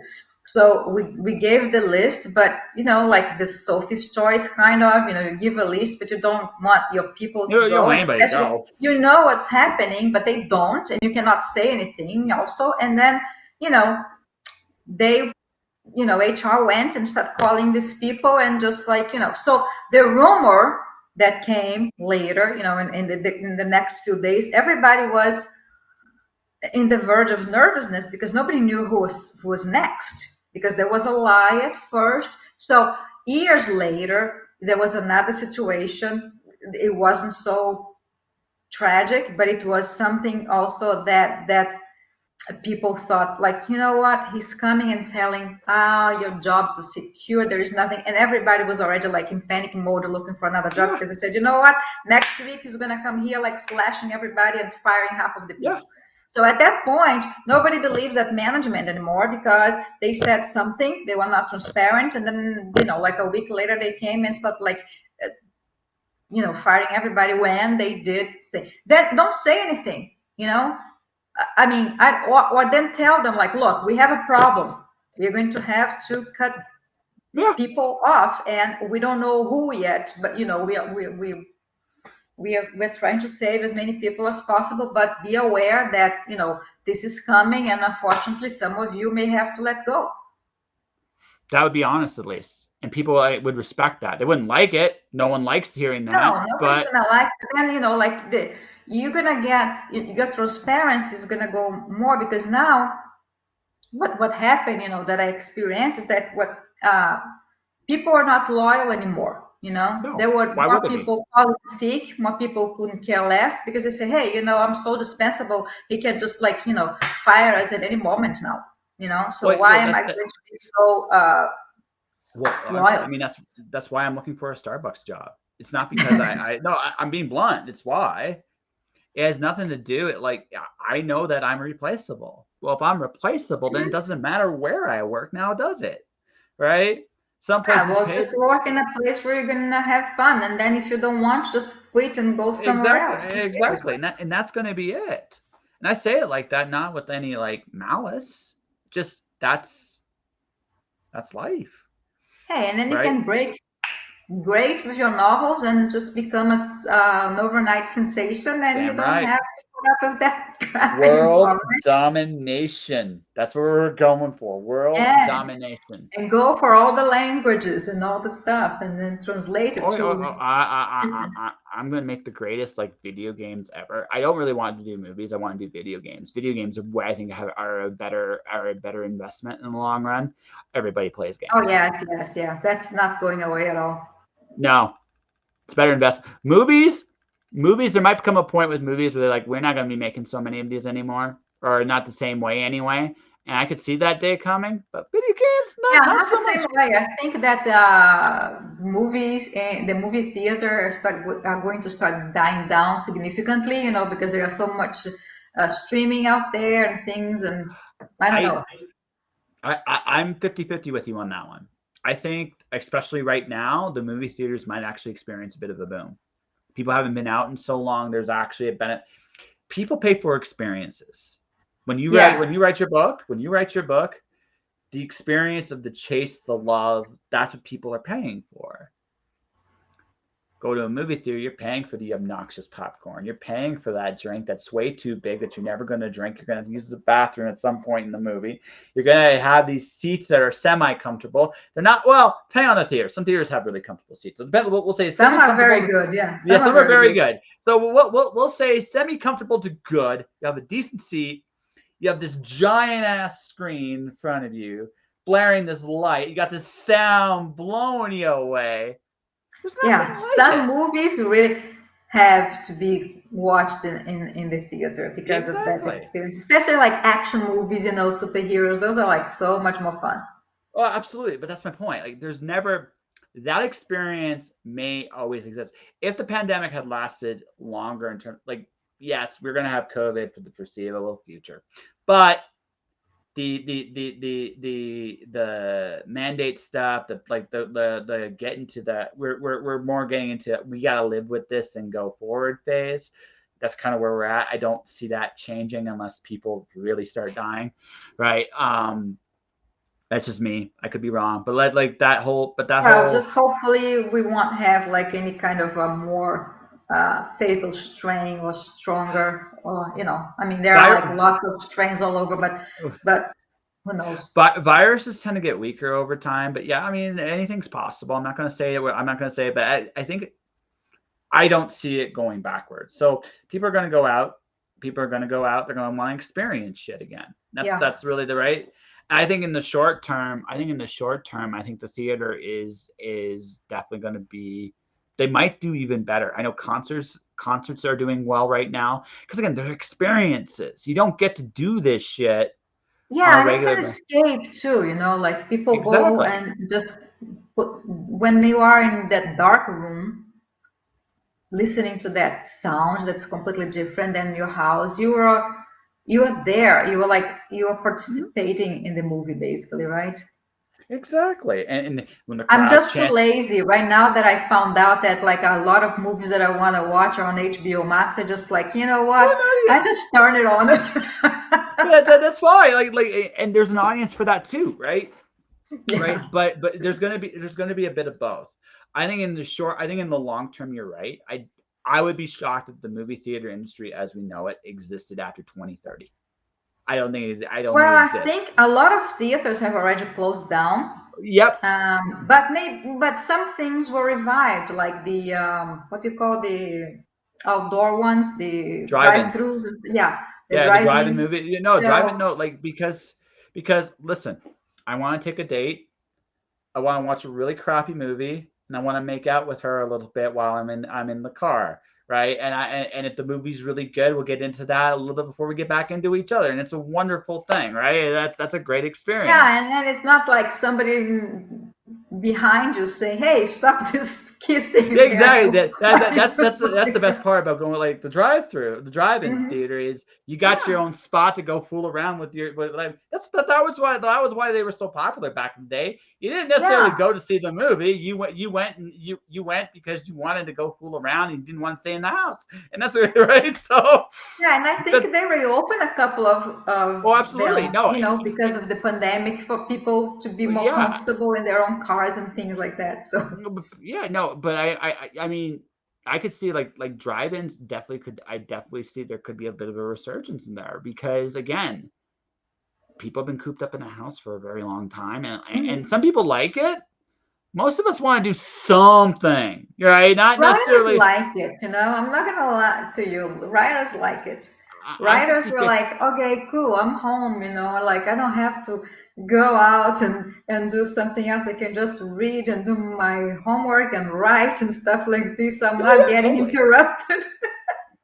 The only thing I miss, I'm gonna say, I'm a big traveler, so that was one thing that I really missed from 20 and 21, that I wasn't able to get on a plane and explore the world. But to stay home, to tell you the truth, it didn't affect me too much. I'm a Gen X, so I think I ended up doing actually quite a bit of traveling in the pandemic. I ended up going from Vancouver to Windsor, Ontario, back to like Canmore, Alberta. They did that like it's in like a 2-year period. So it's like I actually did quite a bit of traveling in my own country, which isn't quite the same, but it is kind of like Canada's really pretty. Like you're like, especially where I'm at right now, it's super pretty. So I did a little bit, but also was road trips. So like you get on the car and you just go. We went to Colorado, we went to New Mexico, we went to Utah, to see the parks, things that I normally wouldn't because it's cheaper to go abroad than to travel domestically. So, well, no, I knew some people that have traveled the whole pandemic. They've just gone everywhere and done everything and not cared. It's just like, and kudos to them, right? Just kudos to them. I know some people are, but like we, it was a little hard to just think about the whole situation or, getting sick or especially like before the vaccines, you don't know if you're going to pass it on to somebody that's, older and be a cause of it, because I know so many people that died in the very beginning of the pandemic in 2020. As early as August, I knew people that were dying, and I went to hospital, were intubated and never came out of it. 4 or 5 of them until December that died, and then after that there were other people that I know that died and got the disease and were worse. But then from the people that I know that were vaccinated, it was not so tragic, But in the beginning of the pandemic, I knew personally, I knew people and friends of mine and relatives of mine that actually died of this disease. I was an essential worker, so I had a very different perspective, and it was this: you have to take a risk, and it's not really right. And I felt very validated when MIT came out with a study in last April, a year ago, about how the virus spread in China and in India. And when I read that, I actually felt a lot better about it. There was very little that we could have done to prevent the spread, especially in some of the places that really, where in Canada, where a lot of places got impacted were the nursing homes. Yeah. Right. The nursing homes were a major place. The MIT study actually did a really good job of explaining how that all worked and why it all worked, and also explained why going out and doing certain things certain ways was actually okay.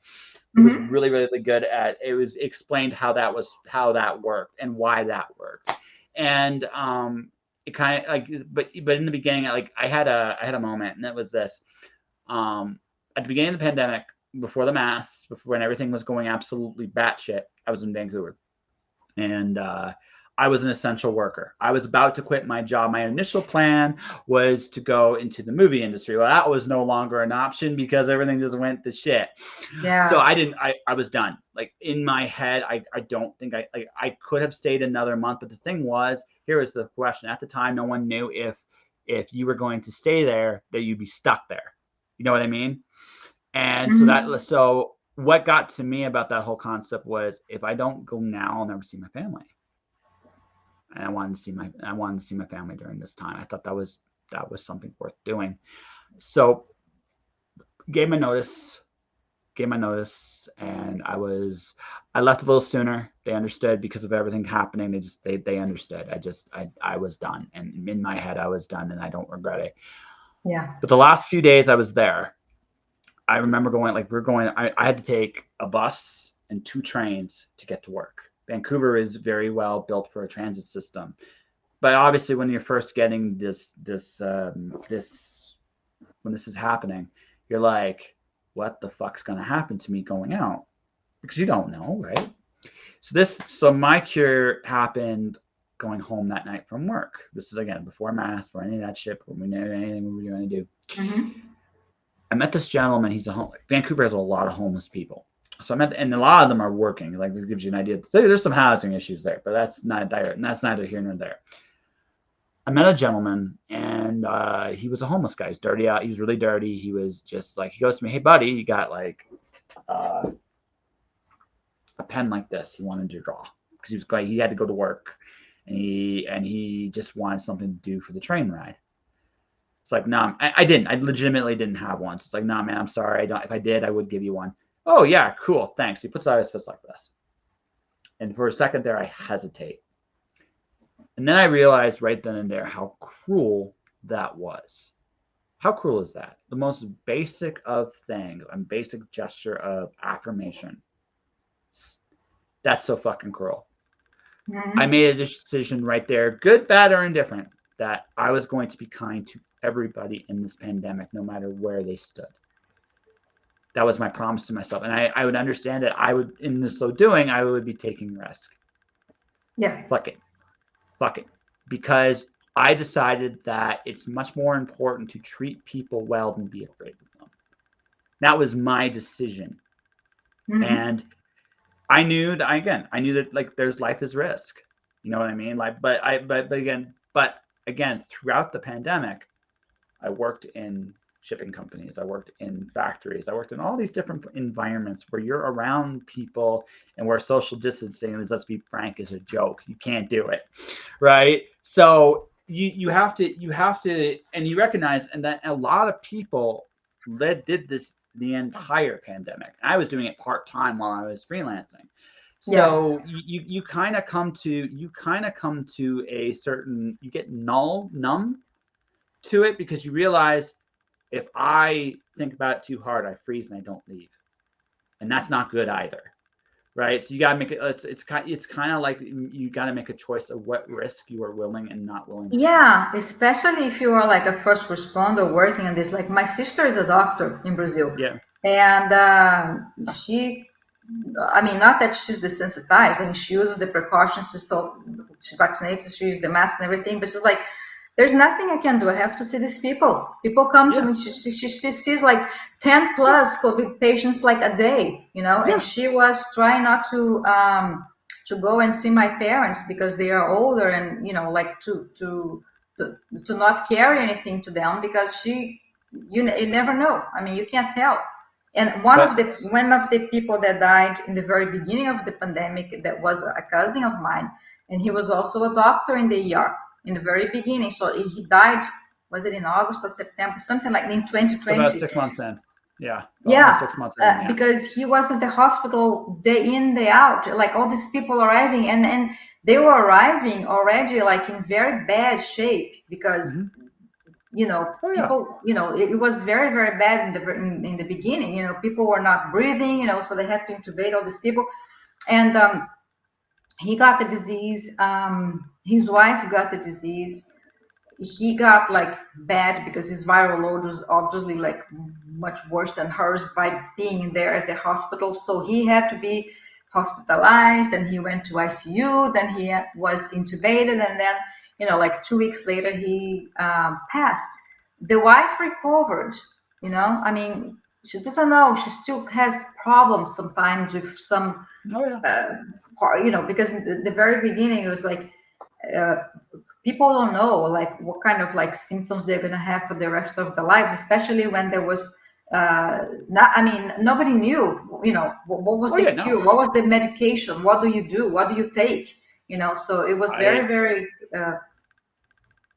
I actually think I got it. I actually think I got it like before it was called COVID. Like I was living, like when I was working at a dock in Vancouver, and there was like right around early January, I got like, I felt like I don't get flus. Like I don't get, and I'm not saying COVID's the flu or anything like that, but I don't get sick. Like, it's incredibly rare. I got hit with something, man, and I was exhausted. Wasn't like coughing, but I was just like exhausted.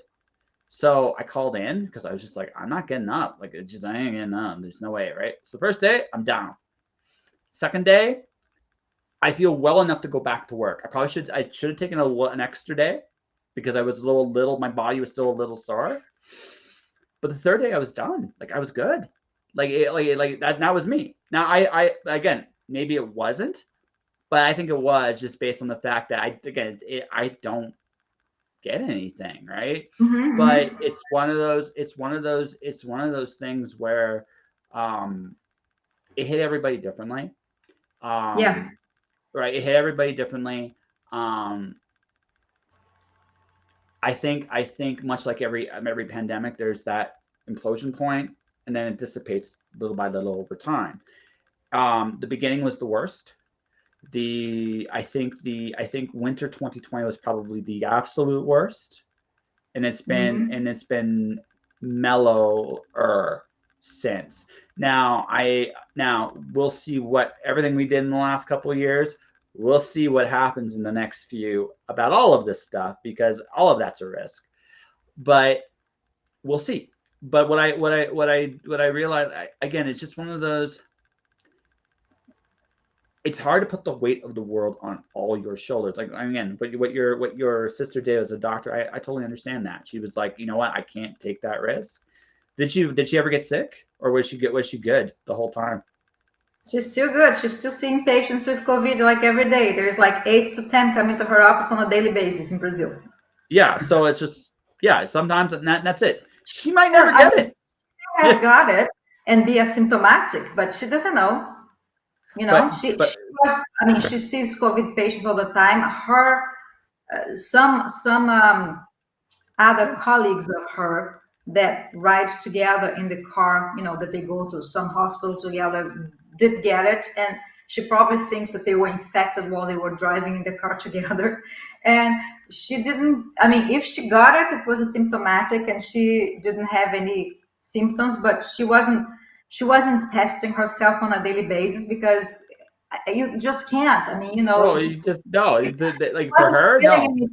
She's not going to be testing herself on a daily basis. If she was feeling something, she would test herself, but she never felt anything. And I think she tests herself a few times when she was really in contact with people that she knew for sure, that, like, but not like the patients. When she was kind of, you know, without the mask together with people, they were, you know, going to work together or something in the car, and they came up with the disease. And I think that she got a couple of testing on that. But normally, you know, like, what are you going to do? You know, you're a doctor. You can't just test yourself like every day, because every day you're seeing patients that have COVID or may not have, but they may also be asymptomatic. So, you know, you can't.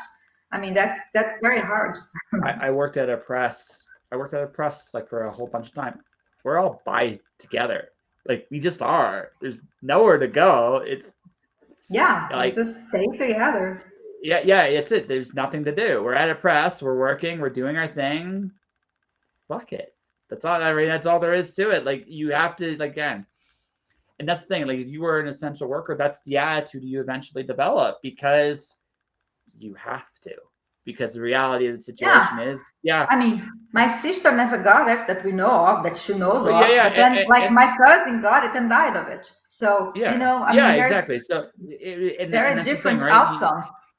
It's different outcomes, but also just, I mean, it's also just the reality of, like, everybody's different, and it's hard to say. Like I said, it's just hard to say, and yeah, really, there's not much else to say. I just kind of just take it. Like I said, I just took it. I'm going to be kind.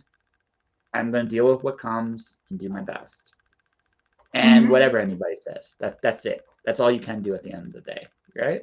Yeah, you have to do what your conscience tells you, you know, to do. You have to be able to sleep at night knowing that you did something not only like for your own benefit, but for somebody's well-being as well. Yeah. Do the best you can. That's all you can do. And you got to accept the fact that it wasn't a perfect situation, no matter how you ascertain. No, it won't. I mean, that it will never be, because you were dealing with a very, very new, you know, pathogen that nobody knows how it's going to react on people. And it was not just like one symptom. It's just like, you know, people develop completely different things, you know. So it's not like, oh, you were sneezing, you have COVID. No, some people never had a breathing problem. Some people immediately had heart problems or neurological problems, or, you know, or blood clots and problems that were caused by COVID, but not necessarily the respiratory, not necessarily a lung issue. So it just, I don't know.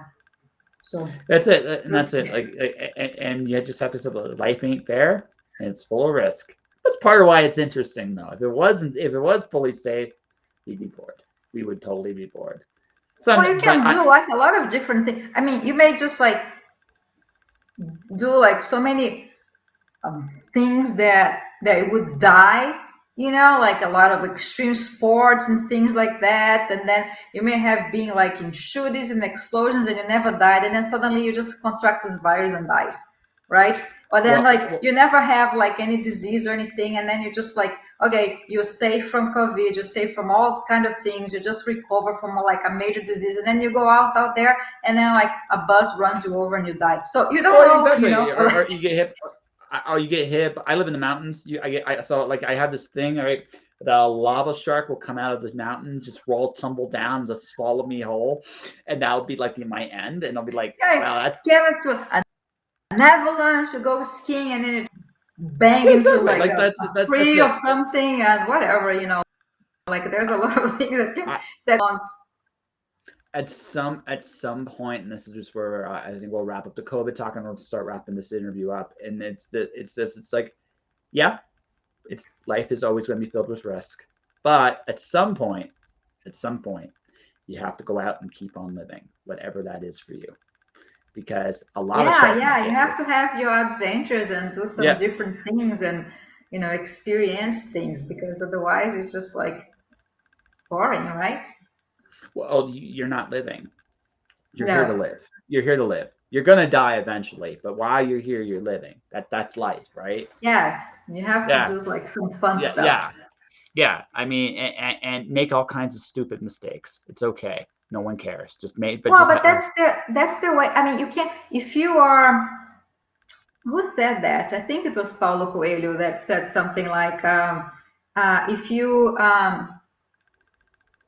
I can't quote necessarily, but it has something to do like if you don't risk to do anything, then it's so mediocre. You don't do anything, like you don't, so you have to go and do whatever you feel like without sometimes thinking about consequence. Of course, you cannot be like, doing stupid things that for sure that you're gonna have like 90% chance of dying, But, I don't know. See, I'm a bit of a fear junkie. I am a bit of one. So I will do stupid shit every so often because it is stupid shit. Because because I like the thing about fear, and this is the cool thing about fear, when you're in that moment where you're absolutely a little terrified, you feel everything. And that's not like a bad thing. Like you just like you're experiencing everything in just such a unique So what's way. the most stupid thing that there's a lot that depends on your point of view. I've done a lot of them.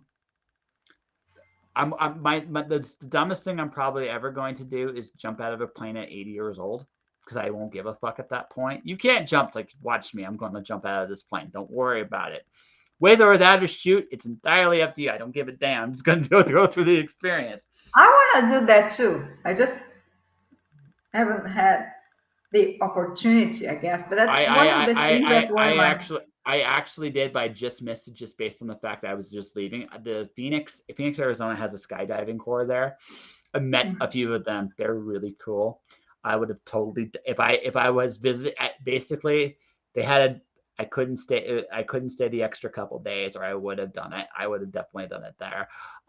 Things I want to do.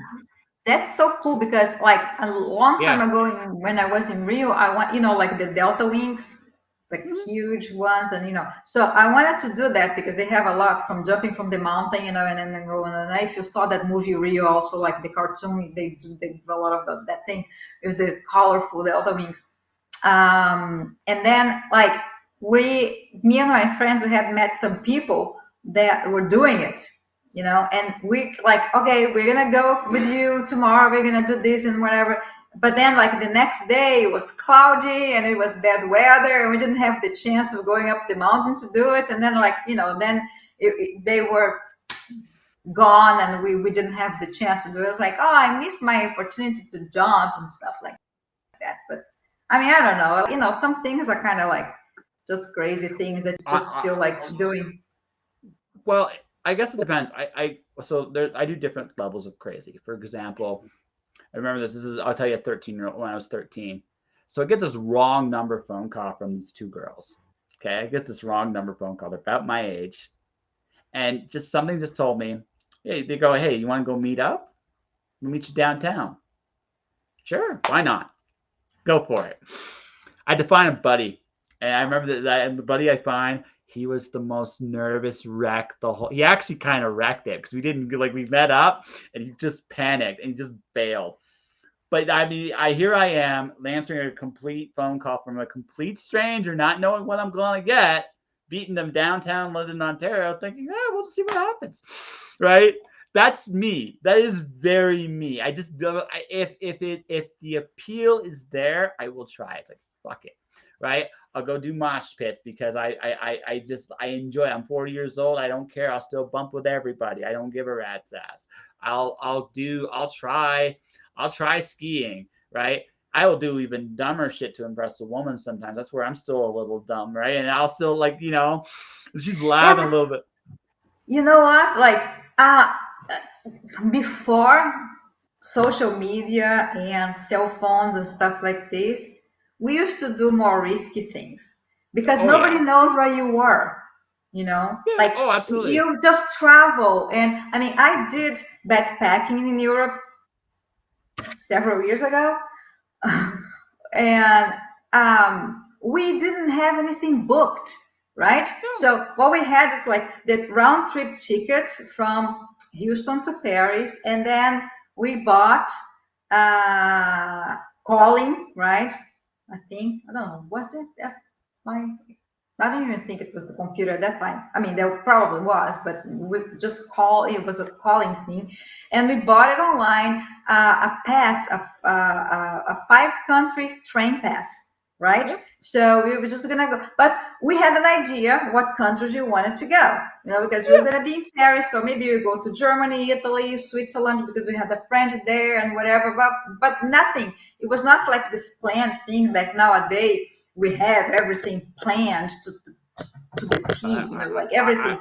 So we got there in Paris. We had no idea where we were going to stay. So we just take the subway and okay, well, let's go to this arrondissement because it looks like a good spot. So we go there and still looking for a hotel and something cheap. And we go in there and say, do you have a room? And then it was like this the whole time, like crazy things. And your parents don't know where you are. And you have to call collect because there are no cell phones. And then you go and take the train to another, where are we going to go?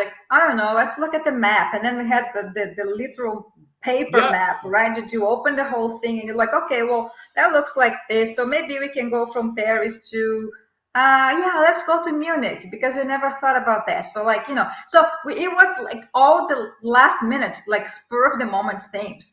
And nowadays we can't, for whatever reason, I guess the world got smaller in a way, but more, I think we are more aware of some dangers than we were before, or maybe the world did get more dangerous. And I mean, I don't know, it's hard to tell what it was, but we used to go and it was kind of like, okay, it was me and my girlfriend, 2 girls traveling, we were super young and nobody knew where we were. I mean, we didn't, it's not like I sent my parents the itinerary and say, hey, mom, this is where we are staying and this is the hotels or whatever. So if you need to contact us, we're going to, no, they wouldn't know where we were for 2 weeks, because if you send a postcard or a letter, it's going to get there when you're ever back home. So every once in a while you call collect and say, hey, I'm here now, but I'm not going to talk to you again because it's super expensive, this call, in another 2 weeks we're going to be back and we call from home and stuff like that. But it was just crazy things. I see, this is what I do when I go out and I usually do a walk in Canmore. I'm going to do it when we're done here. And when I do it, I keep my cell phone home. I don't even take it with me. It's fuck it. I don't care. Right? I find for me, I don't necessarily need to plan my shit out fully. I don't need to. I still don't. Sometimes I do. If I have business, I'm very let's do it. Let's be disciplined. Let's do it. Yeah. Well, when I'm having fun, fuck it. I don't care.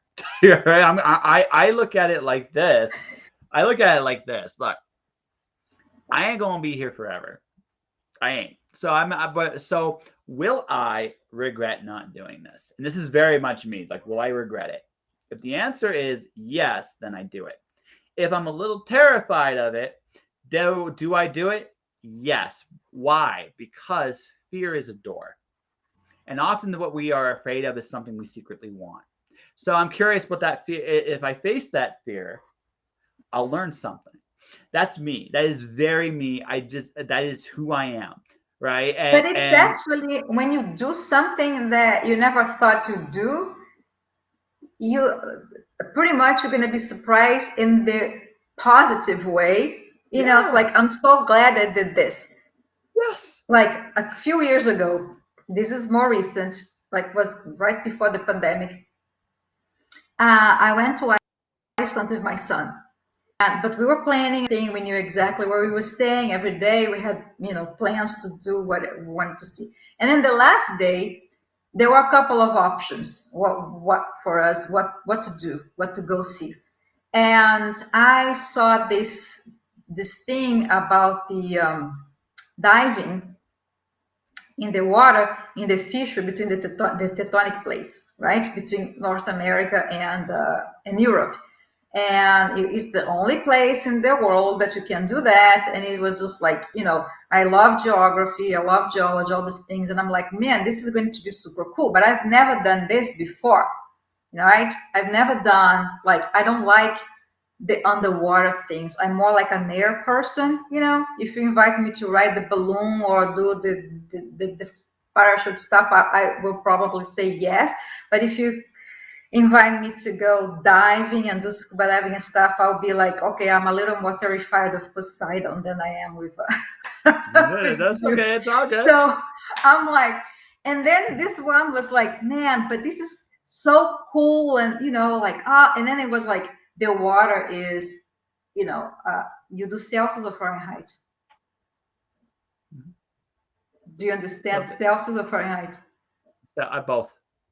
Both? Okay. Both. So it would be like around 0 Celsius most of the time, all year round. Okay, yeah. So you have to dive in that, right? You're snorkeling in that water. It doesn't matter if it's summer or winter in Iceland, the water is constantly at 0 Celsius, between 32, 34 Fahrenheit.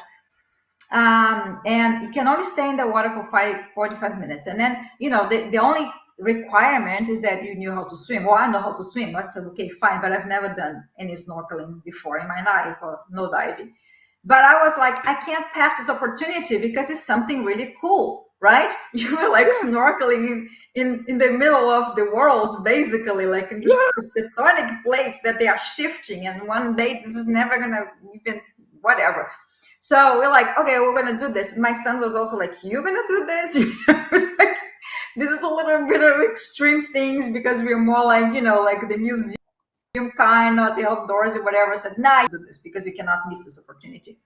And we did it, and it was really, really awesome. Of all the experiences that I had in Iceland, and we did a lot of cool things. We went to ice caves and lava caves and whatever we did, but the snorkeling thing was the coolest thing, and it was it was the most dangerous one because you have to have people like watching, that nothing happens to you. You could lose you could still drawn and everything, but it was when people when I'm in travel chats and people ask what's the best experience you had in Iceland, what you recommend, I would definitely 100% say do not miss the snorkeling in Silver, because that was the best thing. That was the coolest thing ever. I mean, looking at that lens. I mean, not even the pictures are wonderful, but what you saw with your own eyes cannot even be, doesn't compare to the pictures that you have, like so many beautiful pictures. And it was something that I never thought in my life that I would do, because I never liked snorkeling. I never liked to be underwater for this kind of things. It was never my thing, But I don't regret it at all. I would do it again, to tell you the truth. I would do it again, even though I froze to death. I have 9 rules to success. You know the 9th rule: don't fall in love with outcomes. Here's the 8th rule: stay uncomfortable. There's your comfort zone, and there's where the magic happens. A friend of mine by the name of Chin Shizmar told me this, and he's absolutely right. You don't learn about yourself until you put yourself in situations where you're outside what you can do. Because even if it doesn't work out, you learn something about yourself. You learn something about the journey you're on. And then if you want to do it again, you can go get help. Or you just, I did it. I tried it. It was fun. Right? I don't like, that's fine.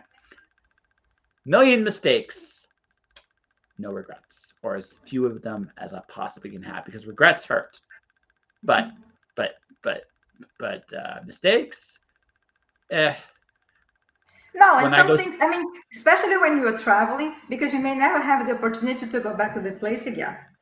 You know, same thing with riding the camel. We went riding the camel in Egypt. I was very excited about it. You know, my son was like, no, ride the camel. I said, yeah, we have to, because we have to ride the camel. We're in Egypt, we have to ride the camel. So we went riding the camel. I hated it. I wouldn't do it again. That's fair. My son loved it, right? But I don't regret it, because now I can say I rode the camel in Egypt. So, okay, fine. I had the experience. I don't like it, but I did it. So I would only push back on you gently here, and that's this. This is what I tell everybody. Most people don't know of the treasures in their own places. I've moved around a lot as a kid. I've moved like tons. And what I would find is there's all these hidden little places that people just take for granted. Yeah. That are literally right under their nose, that are amazing. So when I was in Windsor, Ontario, there was 2 places in particular last time I was there I discovered that I really liked. They had a keto bakery. And in that keto bakery were the most amazing cupcakes you or I will ever find. They were incredibly well done. Awesome. Keto, non-keto, both awesome. Both were incredible things. The other place I found, my sister loves this place. She went and saw Dad last time. We went there, they found it. So you just look at it from the outside, it doesn't look like much. It's like this like random ass store. You're like, what the fuck is in here? Antiquities, you go in there, you see like old cameras, old like film, like cool books, cool little treasures from all these different parts of the world that you would never imagine. And it's literally right there in front of you. That's such a magic place, you know? Yeah. But these magic places, they're everywhere. More often than not, we take for granted, because we are always in a place, that we can go see these things anytime. And that's actually not true. Yeah. That isn't true. But we have more time, but we don't have an unlimited amount of time. And what we should do, and this is like, I've been in Canmore for 6 months. I've loved the journey. I'm about ready. I am going back to Calgary. There are things I've seen. There's still a couple things I want to do before I go. And I'm going to do them before I go, because I don't know when I'm going to come back. Maybe sooner, maybe later. I don't know. But I don't think these things, small towns move slower than big cities, but they still move. So you never know what's going to be there or not when you come back. So. Oh, yeah. And then especially like when you have outside things like pandemics happening and people suddenly have to close a shop or someplace because, you know. Well, yeah. Although, like I said, as time got on, I saw very creative things throughout Canada. I'm sure you saw some creative things. You're in Texas. It's not like you guys had a very different outlook than the rest of us. And good, bad, or indifferent, it is what it is. But what I will say is, I know, but I'm like a world person, you know, like I'm Brazilian and I travel a lot, so it's kind of like, you know, I'm just stuck here for whatever. Yeah, no, I got you. I got you. I got you.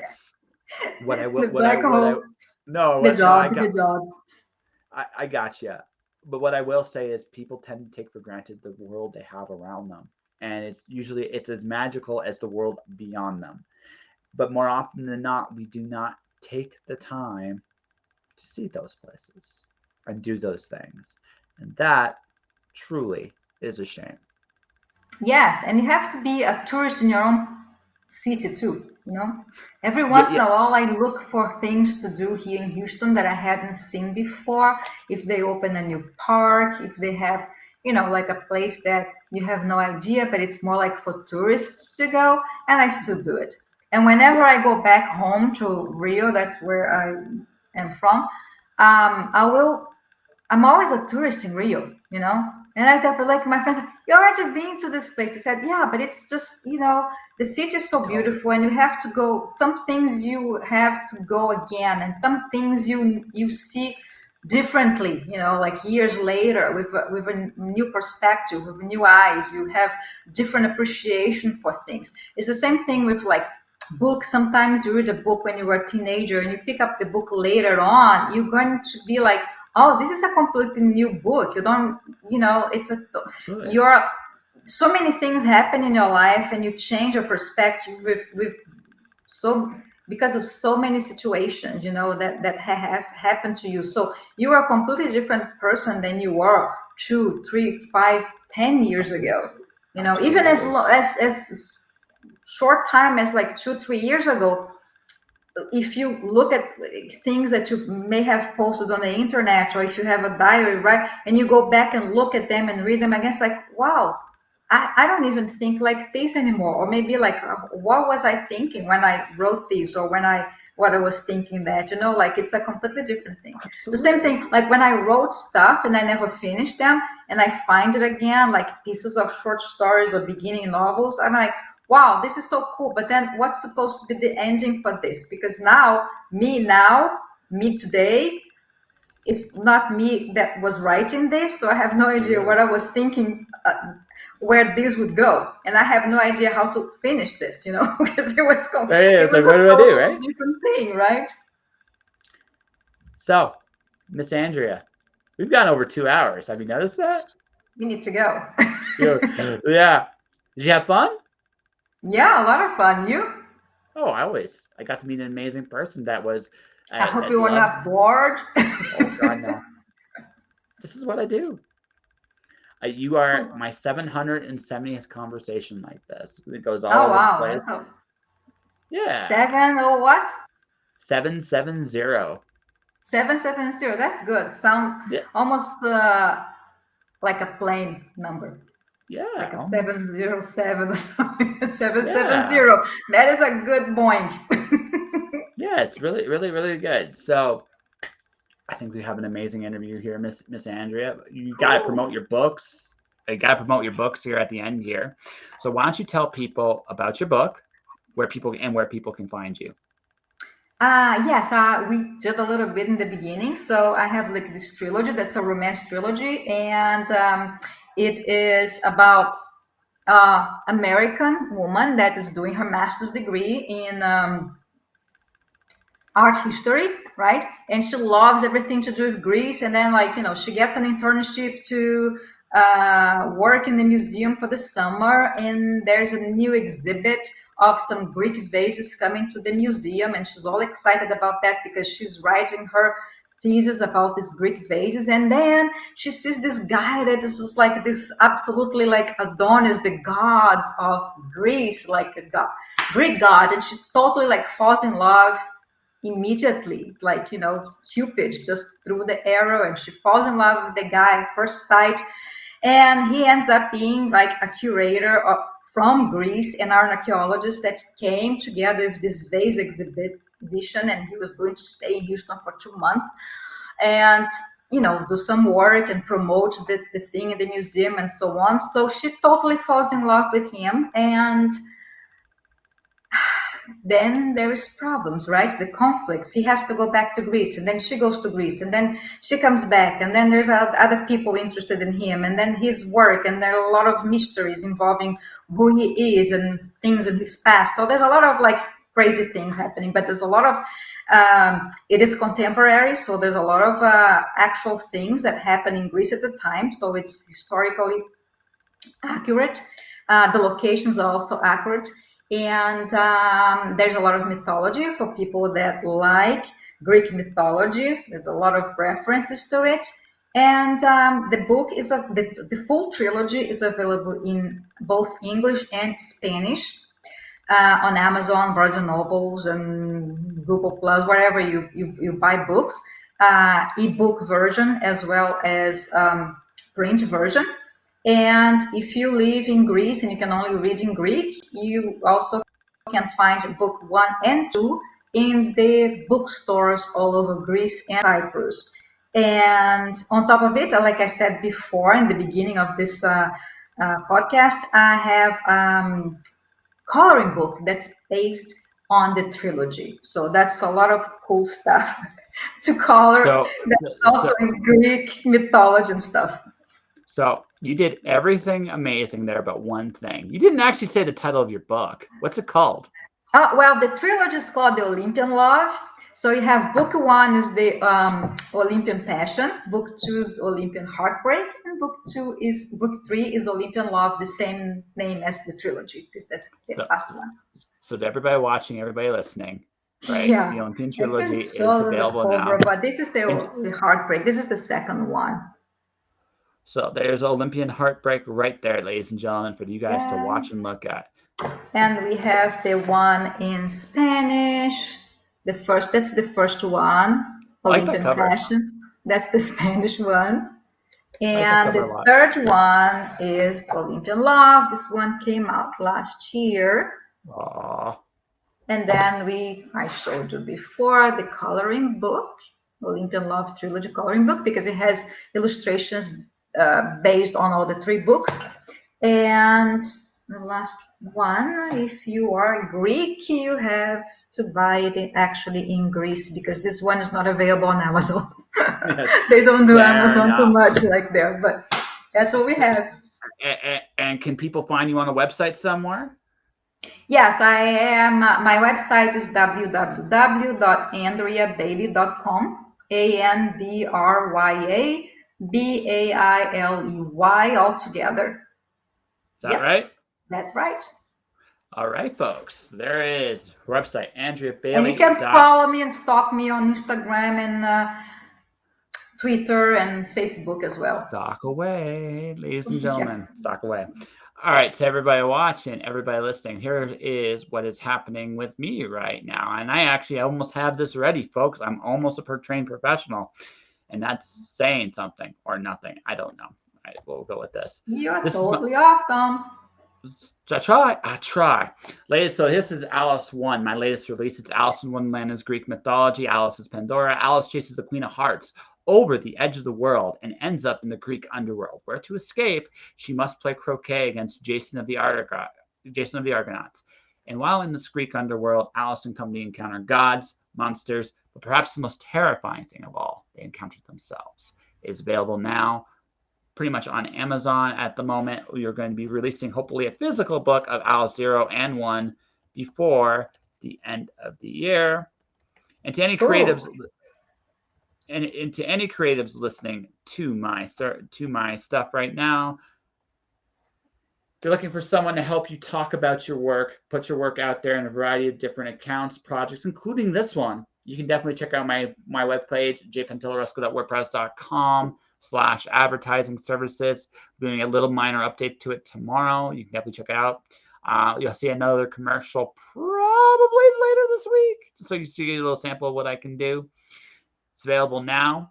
And that, folks, is that. I want to thank Andrea for coming on to the show. And I want to thank you for having me. It was a pleasure meeting you and having a good chat. About everything. Like I told you, we went from glitter dragons to just crazy. Sprinkle glitter all over the place. Yeah, that's pretty much what this conversation is, a sprinkle glitter all over the place. So everybody go follow Andrea. Thanks for watching tonight, folks. Thank you for watching. Thank you for listening. Stay inspired. Keep shining in the dark. Tomorrow, I have Heather Ashbury joining the show a little bit later than normal, but we're going to have a good little chat. Wednesday, I have the metal band Circa Arcana, which is going to be really, really fun. I got Nicholas LaRue Thursday, and I got Joshua Harms Friday. Josh couldn't make it last week, so we're going to be doing it. That'll be another drink and draw on Friday. To everybody watching, thanks for watching. I'll see you guys later. Cool.